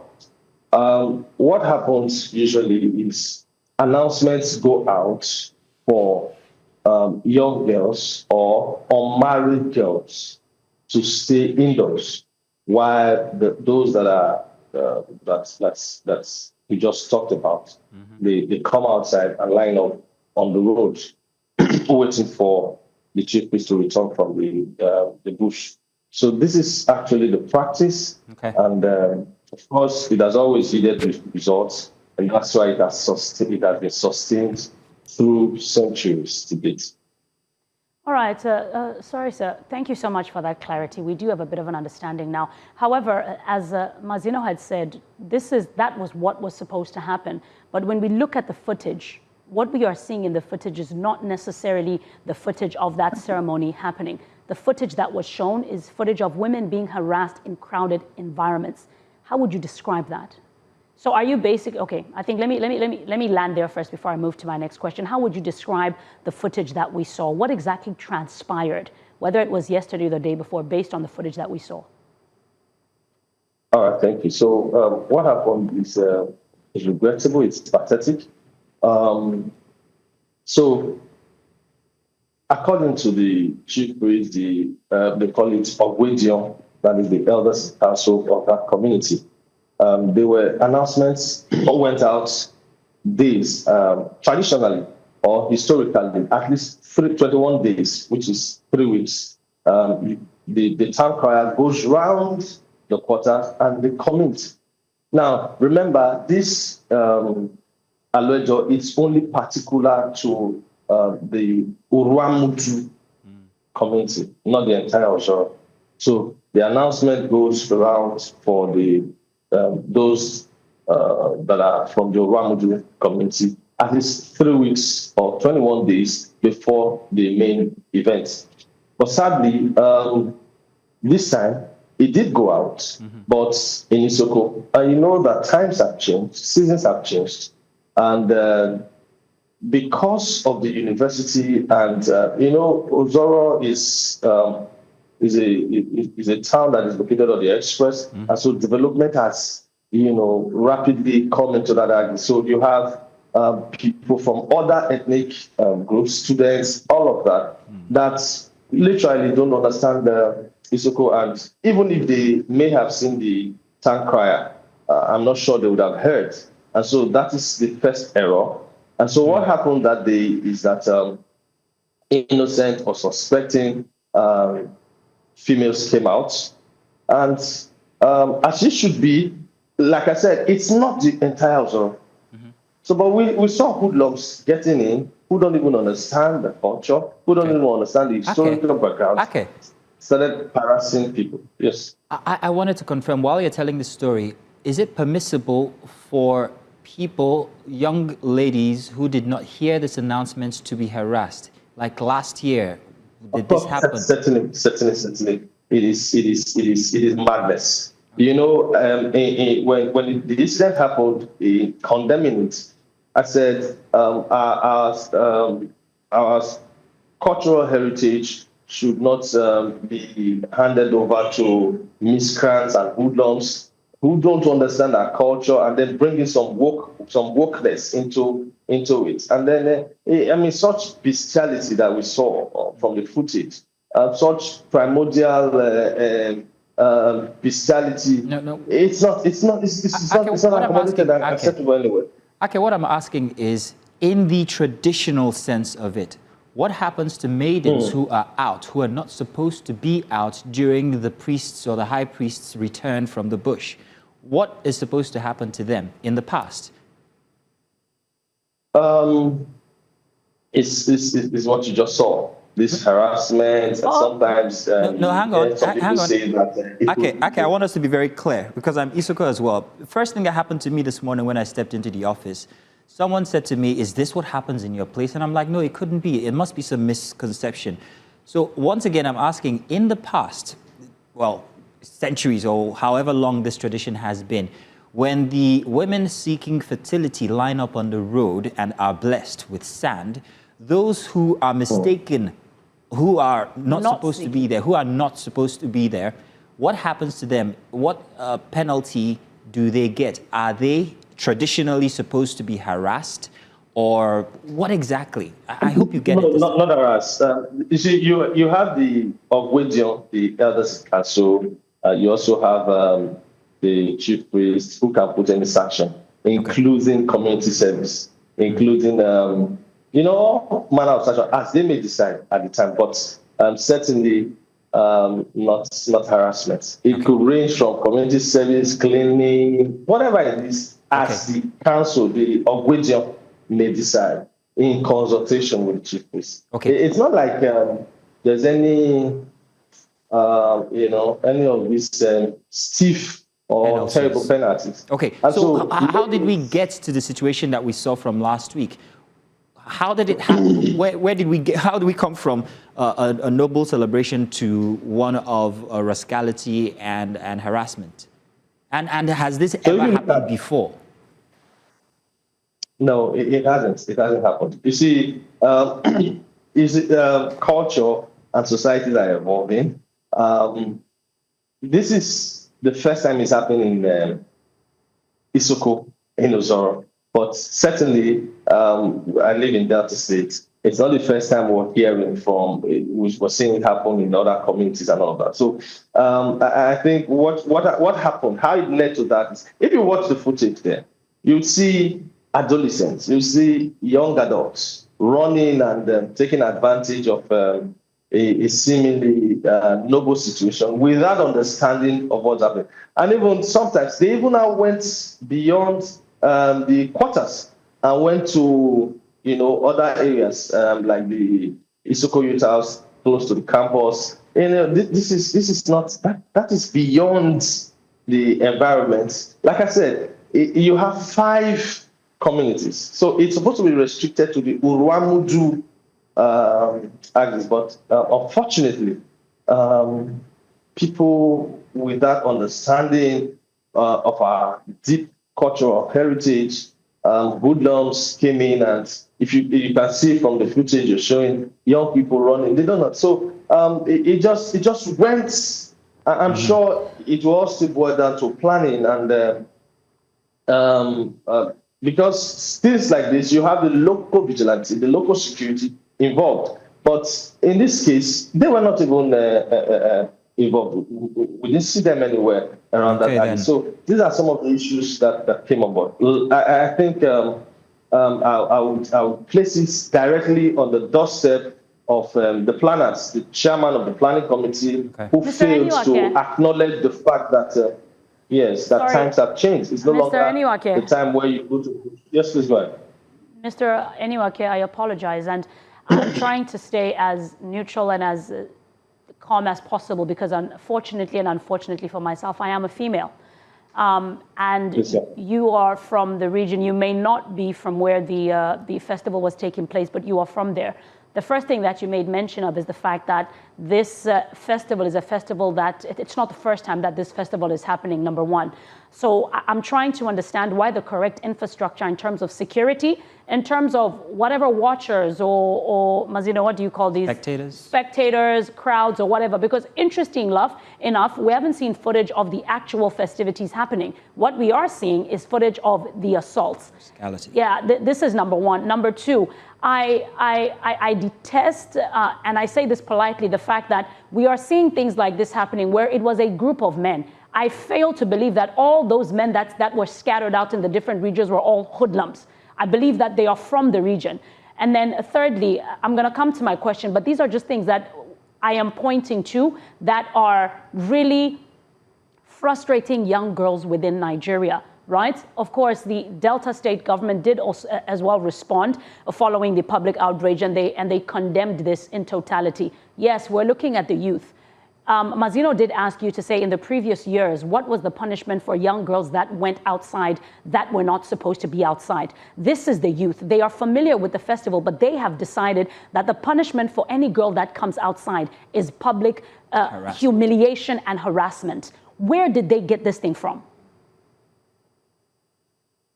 It came from somewhere. I fail to believe that 100, because you saw the footage, 100 men swarming like bees to one girl. And then you do not even have any guy that says, you know what, let's stop this thing. It got bad to a point where a guy was moving with his girlfriend. And they separated the guy from his girlfriend and they harassed both the boy and the girl. We have the footage. My question again, where did they get this thing from? It was happening for days. You cannot tell me that when the first incident happened, law enforcement was not advised, and then they came out to try and mitigate and solve this situation. Okay, so let me start from your last comment. It's not a day, it's a days festival. It's not days. So those footages you saw happened for just one day. And when it happened, we made contact. The President General, the local vigilante, and the area command, they were all notified. And they went out immediately to quell the situation and rescued some of these people. I think the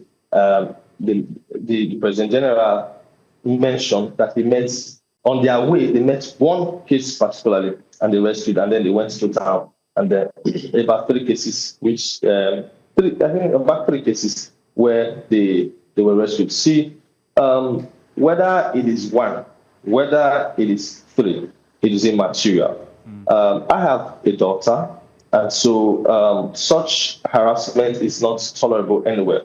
Now, about when I mentioned that hoodlums, I'm not saying external hoodlums. I mean, every community has this level of, these people that you want to say maybe demented. I don't know how to put that, but these are people from the community, acknowledged, who lack understanding. So basically, what was supposed to happen is if you find invading, like Mazino said, it's supposed to you carry that person, and like I mentioned, to the Ogwejo, the council, and all that. They also note that before such festivity happens, again, where I bring it to planning, the kingdom as a whole, the Ozoro kingdom, was supposed to be notified. In this case, the king has expressly said the palace was not even notified. This is what has necessitated the action against the chief priest, the action against the chairman of the planning committee. And then, you see, it happened in 2022. The last time this feast was celebrated was in 2022, and nothing like this happened. So it was peaceful. But how this one went through, apparently, that's where we, like I said, the planning was totally flawed in this one. The security, until we came out, there was no security on the ground. People didn't, in fact, like I mentioned, it is not the whole Ozoro kingdom. And so there are even people from Ozoro who were not even aware that Uramudu, they have decided to serve the Alwedo for on that day. Okay. So it is unfortunate. Okay, just a second. Okay, but maybe, Inam, let me explain to you what Ozoro is. Ozoro is also kind of like a suburban cosmopolitan city, or suburban in any case, where people from outside, other states in fact, come through. There's a university there, so you can imagine the amount of outside influence that you have. So just to give you an idea of what Ozoro is like. But then back to you, Ake. Now, let's talk about solutions. What is being put in place to make sure that this doesn't reoccur again? I'm all for heritage, I'm all for culture. I love cultures across Nigeria, and especially from where I'm from. This is not something that should go away because of what has just happened. So what measures are being put in place when it comes to security or at least organization of future events like this? So that's why I'm impressed at the swiftness in which the Commissioner of Police are there stepped in. And as we speak, the last alert of three, the chief priest, the chairman of that community, and then the chairman of the planning committee, as at yesterday, they were in Asaba. And so with this now, everybody now understands the fact that, first of all, in those 21 days or 14 days, or whatever number of days you want to announce, because they did announce, the town crier went around, but in Isoko, now understanding how Ozoro has become, it has to go out in English, in Pidgin, in whatever language.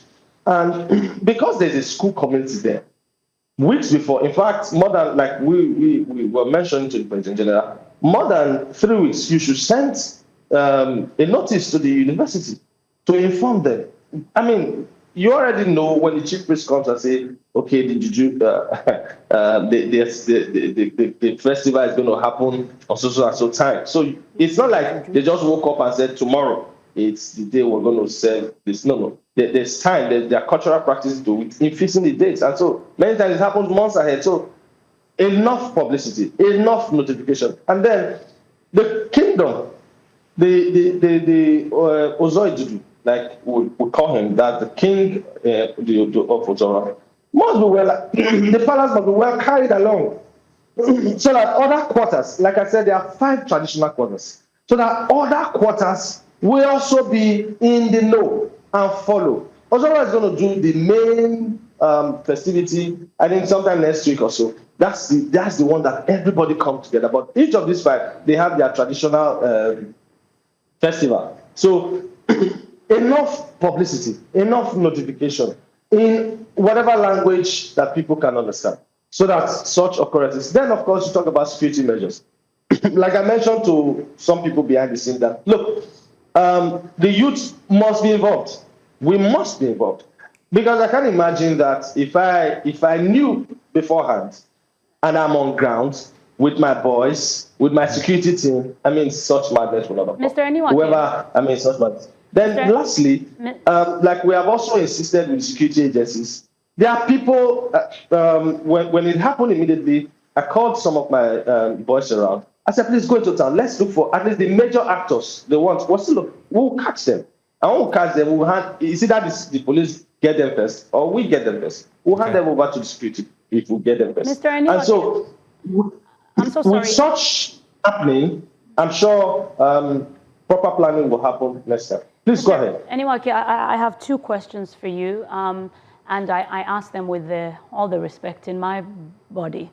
The first question that I want to ask you is you are making mention of the fact that lack of information could have been one of the reasons why some of the incidents transpired, because people or the youth or hoodlums or females or whatever did not necessarily have enough information to prevent the situation, right? Now, let's look at it from a human standpoint. Let's remove the culture. Let's look at it from a human standpoint.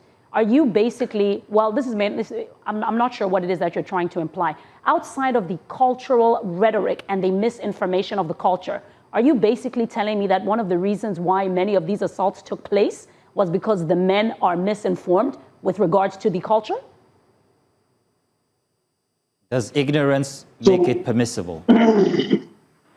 It's not. I just mentioned that we are analyzing the videos, looking at the faces we know, sending the Ozoro clan. You know, I'm the president of the Isoko youths worldwide, including all the clans in Isoko. So the Ozoro clan, working with the Ozoro clan youth president, were locating those major actors, because some of them actually know.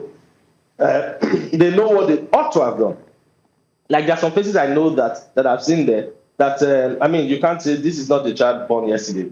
If he lives in Ozoro, he knows how it works. He knows what he ought to have done. So I would not say that they were ignorant. I feel they were just stupid or wicked or just purposeful in this. That is why we're pressing the security agency to take action. Not, I mean, the ignorance is not an excuse. Right. I mean, if you have lived in Ozoro well enough to know that maidens are not supposed to be out, then you should also know what you should do when in such instances. I mean, so it's not in there. Besides, some of the it happened. I mean, there are 3 incidences, so it's not like it was widespread. But besides, while we as youths, we are particularly even furious in one of the incidents that we heard happened just outside the campus. That is way outside the Oramudu axis, where the festivity took place. So you just have some people who willfully took advantage of such noble opportunity to cause this kind of embarrassment to the Isoko nation. Mr. Eniwake, I apologize to cut you. I'm just trying to stay within the perimeters of the time, right? You've answered my question in such a way. Of course, like I said, again, it wasn't few people. That's a lot of men. That's a lot of men that were participating in such barbaric activity. My next question to you is, Mazino, you said it's not the whole of Ozoro. It's a specific region or a specific village or kingdom. What does this tell us about the kind of men and the caliber of men that are coming out of that kingdom, sir? Well, all good guys, honestly. You will not use a part. You will not use a part to judge a whole. This is just one opportunity. There was a pack of men. It was a pack of men. It wasn't one man. It was a pack of men. You're dragging. Personally, you're seeing Mazino. He's from me. You're seeing me. It's not. We're not stupid. We're not mad. I mean, we respect women. I just told you I have daughters. Okay, let me invite you back on again tomorrow, okay? I'm doing this purposely because tomorrow we're going to have the PPRO of the Ozoro Area Command join us to have this conversation. I think it's a wider one and we can't finish it. I understand Inem's passion, being a woman, but I also understand the miscommunication, the misrepresentation of men from the area that she seems to want to point at here. But let's have this conversation tomorrow. I hope you will join us with the PPRO of Ozoro tomorrow morning when we have this conversation. Please, we're inviting you back. Would you? PPRO of Delta State, rather.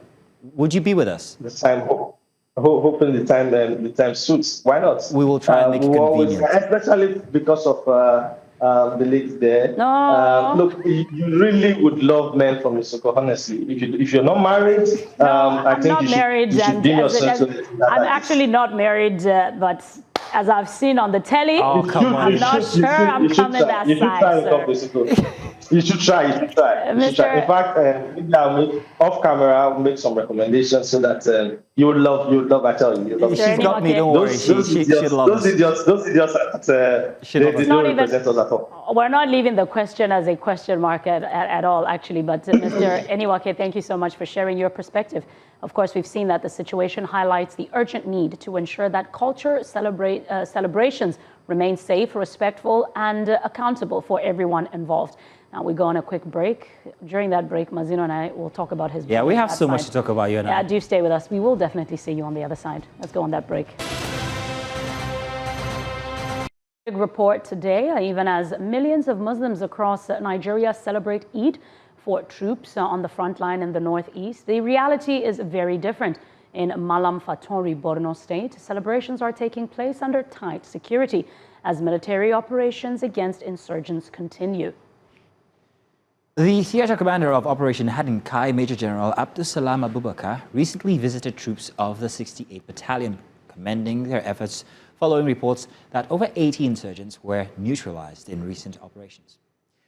Now, we have our correspondent Joshua Emarai who will be joining us, but first, let's take this package by News Central here to get a better idea of the situation. It is Eid al-Fitr on the front line as Nigerian troops sustain their tempo against terrorist elements on the front line.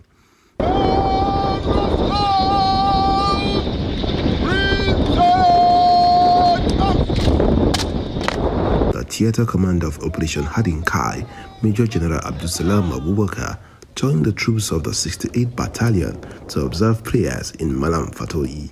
Behind me are some of the frontliners who are defending Nigeria's integrity. Ongoing is the prayers for the Eid al-Fitr. While Muslim personnel observe the Eid prayers, Christian personnel maintain security coverage, reflecting coordination within the unit. What more beats a friendly selfie by these soldiers who have dedicated their life? As you can see, it's a Salah day and they are full of high spirit. Following the prayers, the theater commander toured forward operating bases and other areas of responsibility to assess ongoing operations.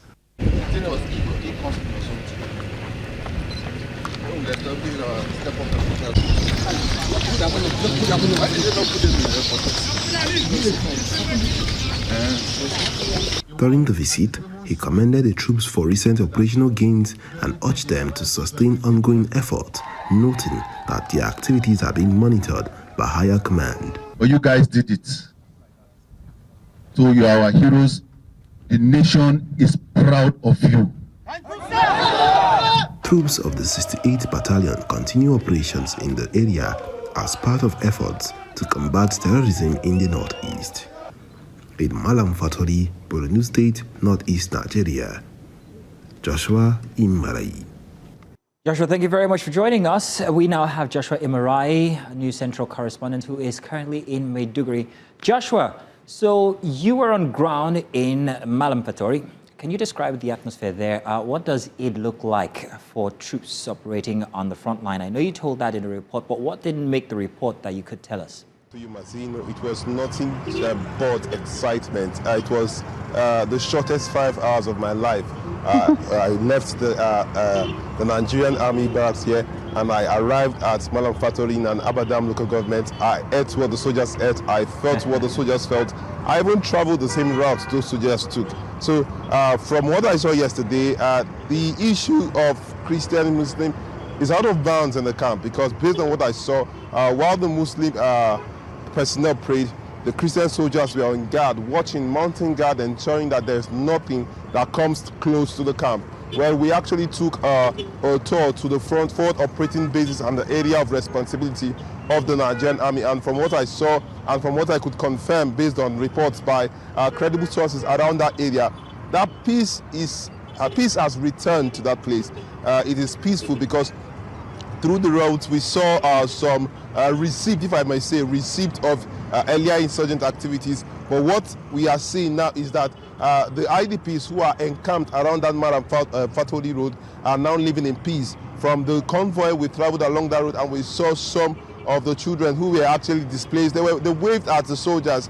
There is nothing short but excitement in the air, considering the fact that it's Salah. Salah was not particularly for the Muslim faithful who were there. It was for everybody who was in that camp. So based on what I saw, peace has returned and the morals of the soldiers were high after securing the victory over 80 insurgents who were killed as a result of their own coordinated attack that was repelled by air and ground troops of the Joint Task Force of the Operation Hadinkai, Nigeria's Northeast Counterinsurgency Force on ground here in the Northeast, particularly Boronu. I can confirm that there is hope. All right, Joshua, let's get to the sensitive part of questioning here. Now, for the Muslim soldiers there, it must have been very sensitive, noting that they're also fighting against people who are also celebrating the Eid as well. I don't know if you spoke to any of them and what they told you, how they felt about this dynamic. Well, I can confirm to you that I spoke to a couple of soldiers who spoke to me off camera. Well, what they made me understand is that in as much as some people might claim one particular religion does not permit them to perpetrate evil, and for a fact that those who actually unleashed mayhem on Nigerian citizens is regarded enemy of the state, whether they like it or not, be it Muslim, be it Christian, those soldiers were resilient. And it will interest you to know that the commanding officer of that camp is actually of Christian extraction. And you could see the way he took his soldiers who were Muslims. Based on what I saw, the issue of sentiment with religious sentiment was not regarded as a yardstick for perpetrating evil. Everyone who partook in that particular attack that was repelled by the Nigerian armed forces on that particular camp saw the severe hands of the Nigerian armed forces, who made sure that those who took part in that particular operation, they met their maker. Meeting your maker is an interesting one. We do understand that a theater commander joined the troops for Eid prayers. How significant is that gesture for the morale, among the soldiers right now, despite all ongoing situations and circumstances? Well, I was on the helicopter that took the theater commander to that particular place, and immediately we touched ground, you could see the smile on the faces of the soldiers who are on the war front, the battle line.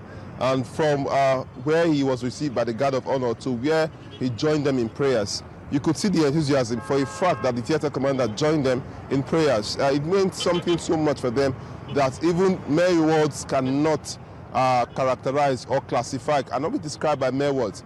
From there, he went on to see those who were around the forward operating bases, and you could see the smiles all over their faces. I could see the smile, I could see the reaction, I could see for a fact that they were pleased that the man joined them. And after the entire tour around the forward operating bases and back to the camp, we saw some of the soldiers of the 68th Battalion who were ready to receive the theater commander. And from the speech that the theater commander made there, he assured them that everything they do was watched by higher command, and they were pleased for a fact that just recently Boronu State actually suffered what some might describe as a distasteful situation that resulted in the explosion and loss of life of so many citizens who are here.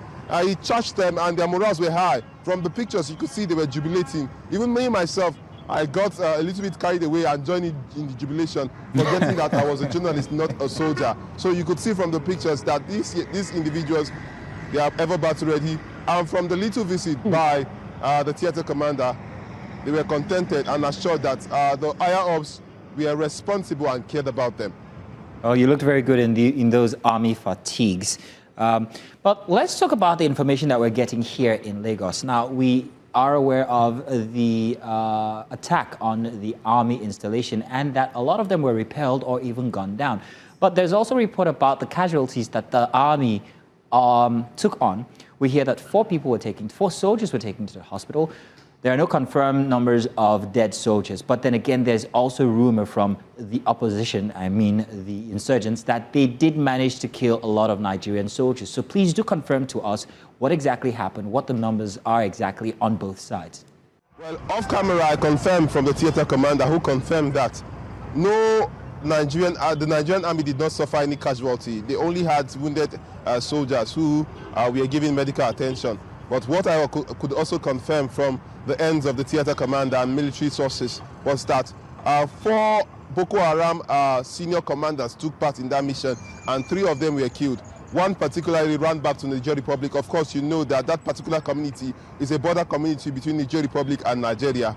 And from what we gathered so far is that one particular Boko Haram commander ran back to Niger to actually surrender, saying that he could not go back to Nigeria because he fears for his life. So from what we gathered, official report is that no Nigerian armed forces was actually lost. No member of the Nigerian armed forces were actually lost as a result of that attack. They only suffered injuries, and these injuries have been met with immediate treatment, and they are getting back on their feet. Talking about the manner of attacks that we're getting now, it's now become what we saw from 20 years ago or 15 years ago, suicide bombings.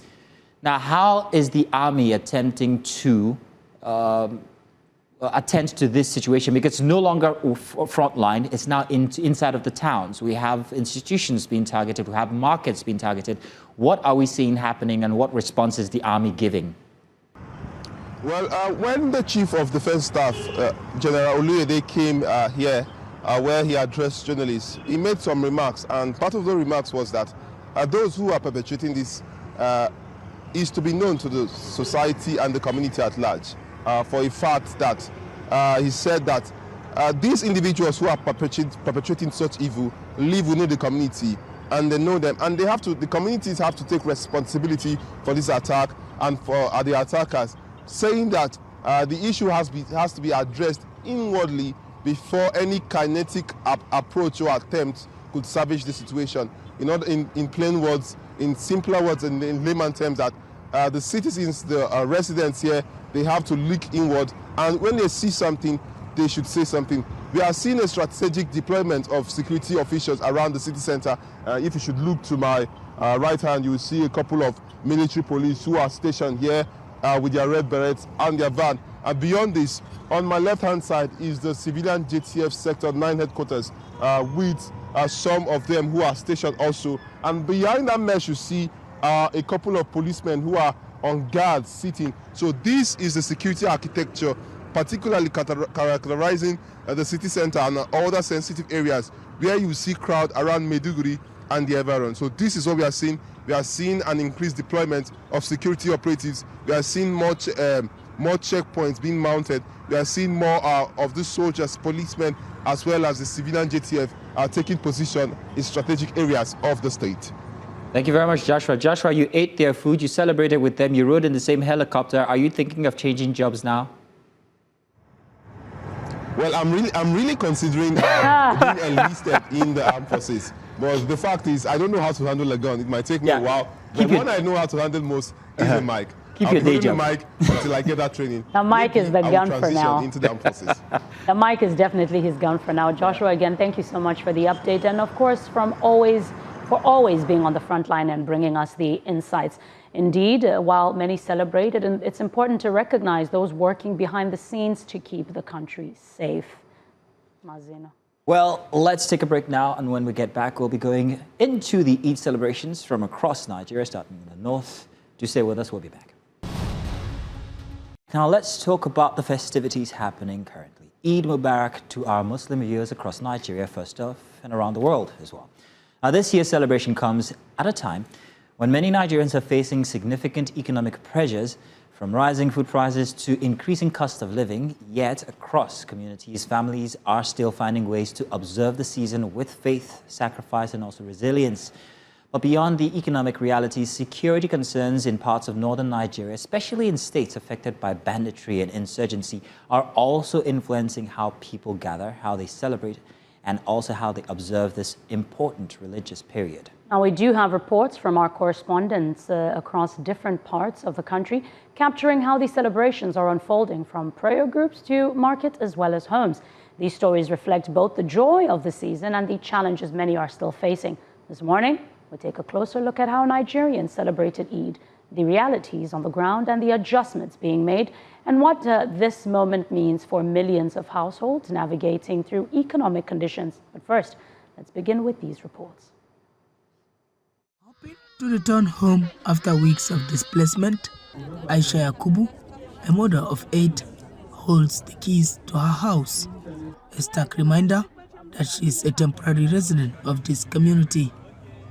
Families from Goshe community at the Pulka Central Primary School recount the violence that forced them to flee, noting that insurgents attacked their village without warning or discrimination.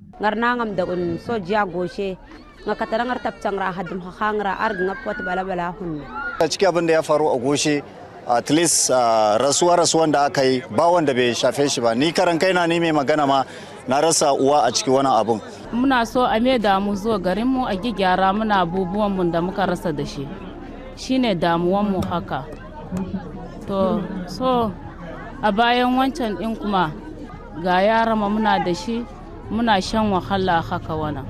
Amma muna godiya. Lawmakers Mohammed Dume and Ahmed Chah, both representing the area in the Senate and the House of Representatives, among other stakeholders from Goza, acknowledge the challenges faced by the IDPs and highlight government's efforts to address their needs. We will make Goshe safe, not only Goshe, we will make Goza local government safe, inshallah. Now that the government is willing to cooperate with us, now that the American government is willing to assist us with intelligence, I think, and we are encouraging the government to walk the talk, and I believe that the president will walk the talk. Very soon, inshallah, this thing will be behind us. It will be history in Borno, inshallah, and we will come out much better. A breach of security in one location of Nigeria is a breach of security in every location of Nigeria, if you can think and act like a Nigerian. And I want to sympathize with my constituents, particularly about 27 of them who lost their lives as a result of the 3rd March attack. For your information, in our place we have about 3 religions. So regardless of who you are, they are going to eliminate you. That is why they have succeeded in eliminating more than 24 Muslims and 3 Christians. The displaced families from Goshe community in Goza local government area of Borno State are hopeful that the government will in no distant time resettle them to their ancestral communities. From Pulka, where victims of the Goshe attack are taking refuge, for News Central, Umaru Kirawa.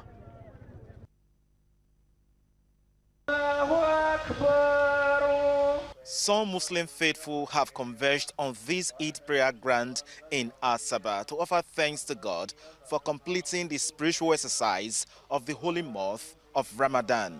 Allahu Akbar.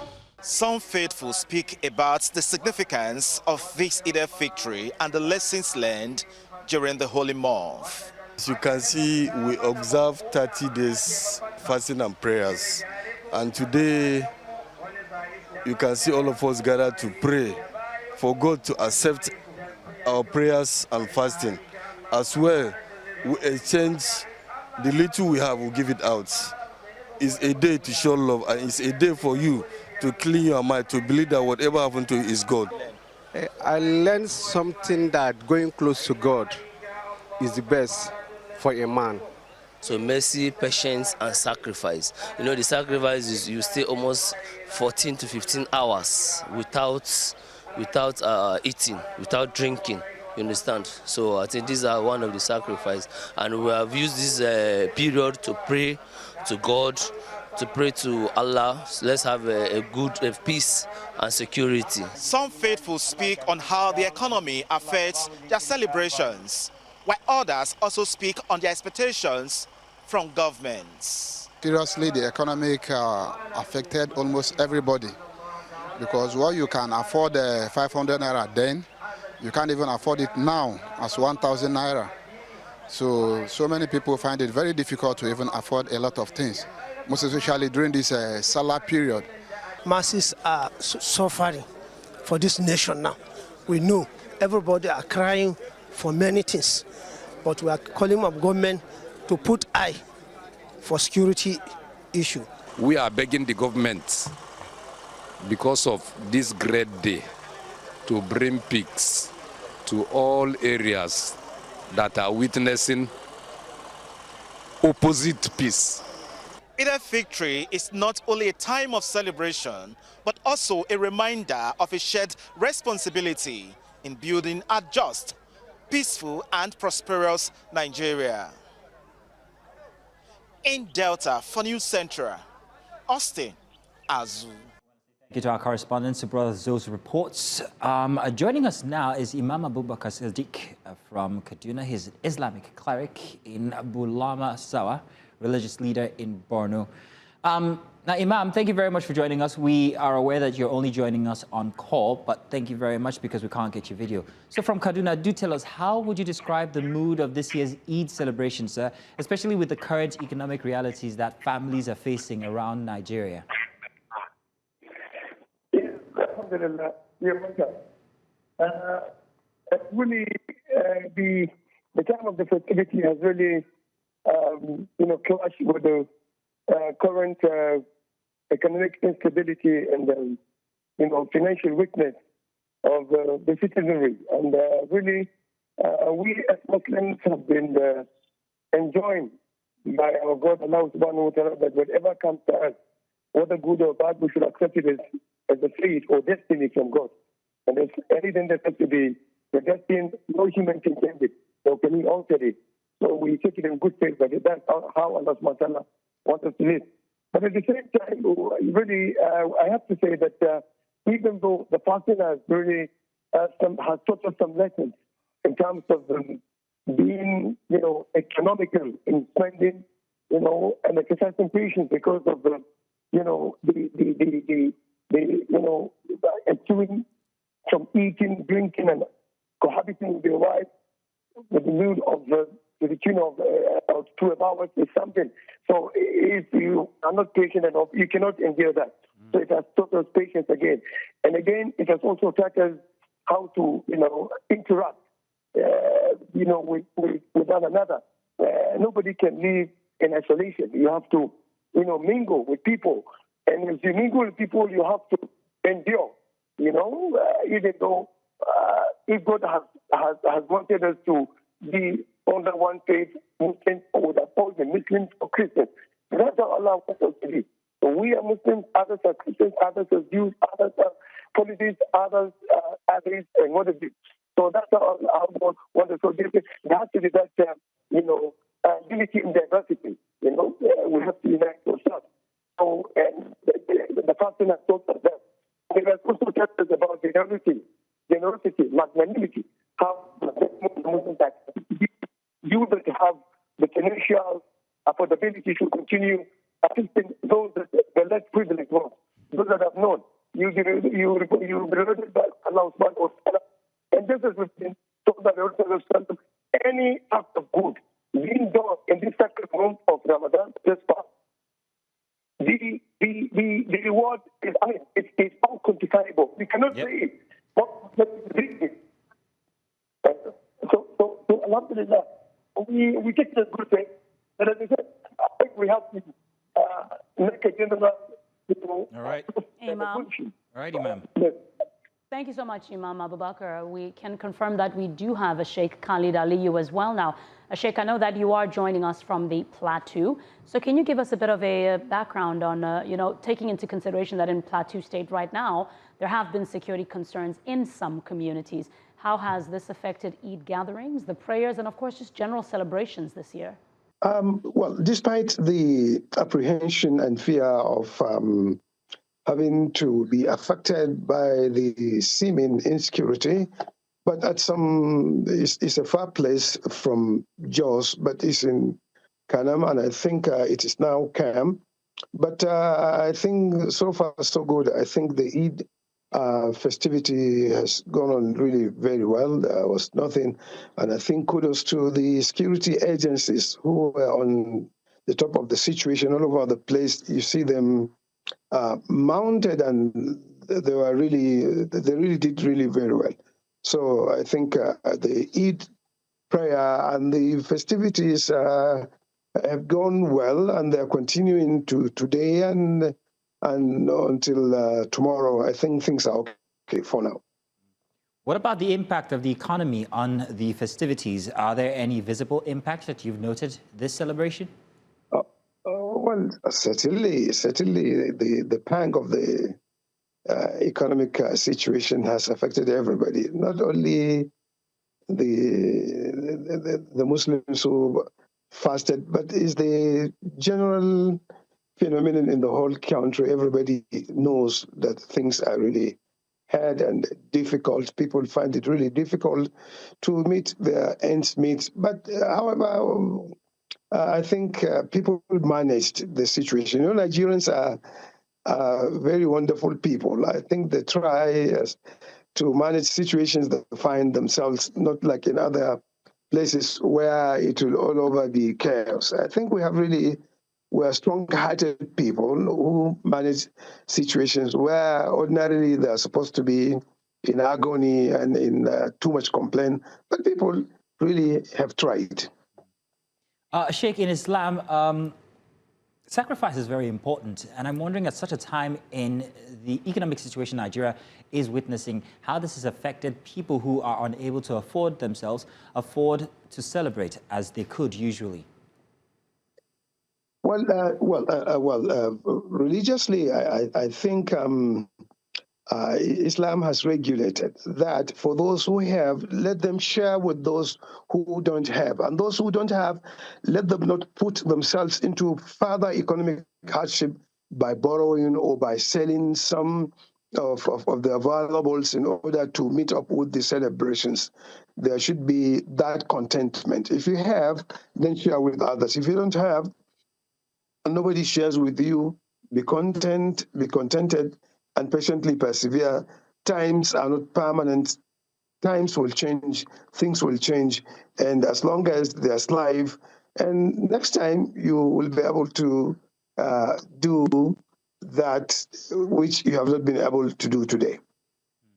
All right, I'm going to come back to Sheikh Abubakar in Kaduna. Sheikh, I'm wondering what difference you've observed in this year's celebration when it comes to how people have been charitable to others in Kaduna. Has this been observed? Are people bent under the economic situation and are not doing so, or have they found alternative ways to be able to perhaps show or give alms?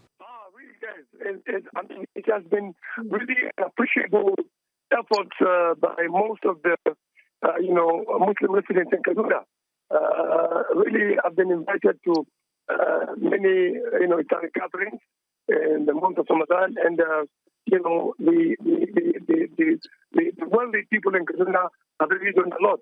Some have been organizing a fast, that is meeting of fasting in their houses, spending millions of nairas, and they're buying, sacks of rice, sacks of millets, sacks of sugar, and a host of other items that the Muslims, utilize in the second month of Ramadan.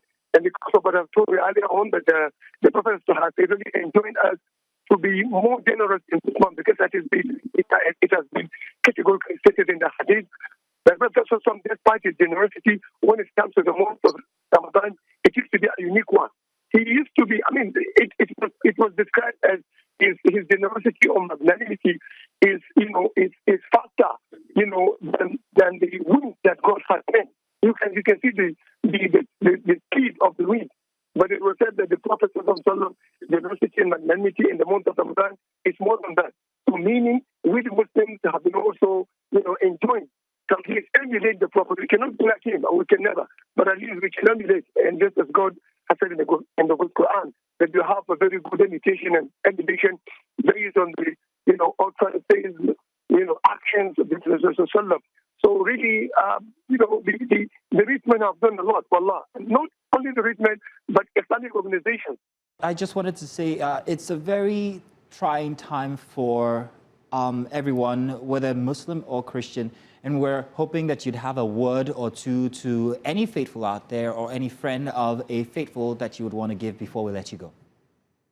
Imam Abu. Let's continue, and we hope things will change for the better, and those in authority should talk. Should walk the talk. I think talking, we have talked and continue to talk. Okay, let us now walk and see that the paradigm is changed in order to make positive impact in the economy and in the citizenry. Thank you very much. Thank you very much, Sheikh. Thank you very much, Imam, for joining us and having this conversation here about the time, the festivities that's going on, and how everybody should be one together as we enjoy the moments with our Muslim brothers and sisters. Thank you very much, Sheikh. Thank you very much, Imam. And of course, let's also say thank you very much to everybody who joined in this morning to have these segments with us as we started from 8 a.m. this morning. We're still trying to convince Imam. Inam, you would forgive me, Inam. Maso, we're still trying to convince Maso here that men from Delta State are really eligible and all, but yeah, I think we'll do this. You already called me Imam. That's questionable already. See? You know them by their fruits. It's not by fruits. It's the same letters, it's just the rearrangement. You wouldn't blame me. But in any case, tomorrow we'll have that conversation. And I know you're going to go home and write plenty of tough questions for our PRO for Delta States. But let's note something. Like I tried to explain to you, Ozoro is semi-cosmopolitan. Not everybody there might have been from the area that, you know, perpetrated these acts, is what I'm trying to let you know. And the influences are rife. You've got universities, you've got people who are into trade and go out, you've got people who simply only just touched down to visit families and are out. So don't blame it on all Ozoro. You see me putting my phone down, right? Yeah, it was also about... Because I'm waiting to hear if Maeva will allow me to proceed or she'll tell me to reel it in. Mazino, what you got now? I have a question for you. Before we bring in our gentleman for tomorrow, I definitely agree that one rotten potato in the sack is one rotten potato. But if you keep that rotten potato in the sack long enough, what happens to the other potatoes? Yeah, they get rotten. No, what happens? They get rotten. Say it with your foot. They get rotten. They do what? They get rotten. Thank you very much. We saw the numbers. Yes. We saw people taking footage. I did not in any. I'm not saying all of them are like that. And I think if you change the environment, if you change the place, a different location in Nigeria, are you saying that this same it wouldn't be the same? If you took all of those men? No, not all of those men. I'm saying, is this? Could it happen anywhere else in Nigeria? I'm not sure. My point is that the influence that caused it is not. It's not the area, it's not the men, it's not the people, it's not Ozoro. What caused it? It's a greater influence. Look at the people who perpetrated this. They were youth, people who are exposed to social media and the rest. But that's what I'm saying, that even if it's the youth, is the youth from where? I'm saying it's a... And then from there, we look at the fact that what would propagate this kind of behavior? We've not seen... There are many festivals in Nigeria. There's Ogoni, there's all of those things. There are many festivals like that. Okay, maybe this one has got a different significance because it spoke to fertility. But come on, the optics are bad. The optics are bad. And I'm not saying that all of the men from Ozoro are like that. You are here. I am not from Ozoro. I'm from 16 kilometers away. If I can call Maeva now and ask Maeva what you were doing in the makeup room, you know, I'm just joking. I'm just joking. Maeva, you were there. It stayed in the makeup room. It stayed in there. There was no, I'm just teasing before they say what was Mazino doing in there. But again, like I said, I begged her not to put me on the spot. It begs for us to really, really ask the hard questions. True. There were over 10, over 20, over 30 already. That's a lot of them. Do you understand? I'm not saying it was thousands, but it was a lot of men. Let's leave cause alone and focus on solution. Now, I think the problem. Solution, that's what we there has to be something that has to be done that would set a standard, what's the word? That would make sure that people don't try to do this again. And that's why we're inviting the PRO. Because honestly, if nothing happens, for every Nigerian woman, for every other woman that is watching, I mean, you know it. In SA, we've struggled with gender-based violence for a very long time. So the precedent needs to be set here. Otherwise, if we don't like the reality is going to be that we are a nation and a country that does not advocate, but is very silent to public displays of harassment. Maeva and Collins are singing us out now, so we have to say goodbye for a Saturday. Join us again tomorrow morning at 8 a.m. I will be giving the monologue. It will be very interesting, I promise you. Do join us then. Thank you once again very much. It's Mazzino and Maso Inam saying goodbye for a Saturday edition. Don't forget to have some tea. Yeah.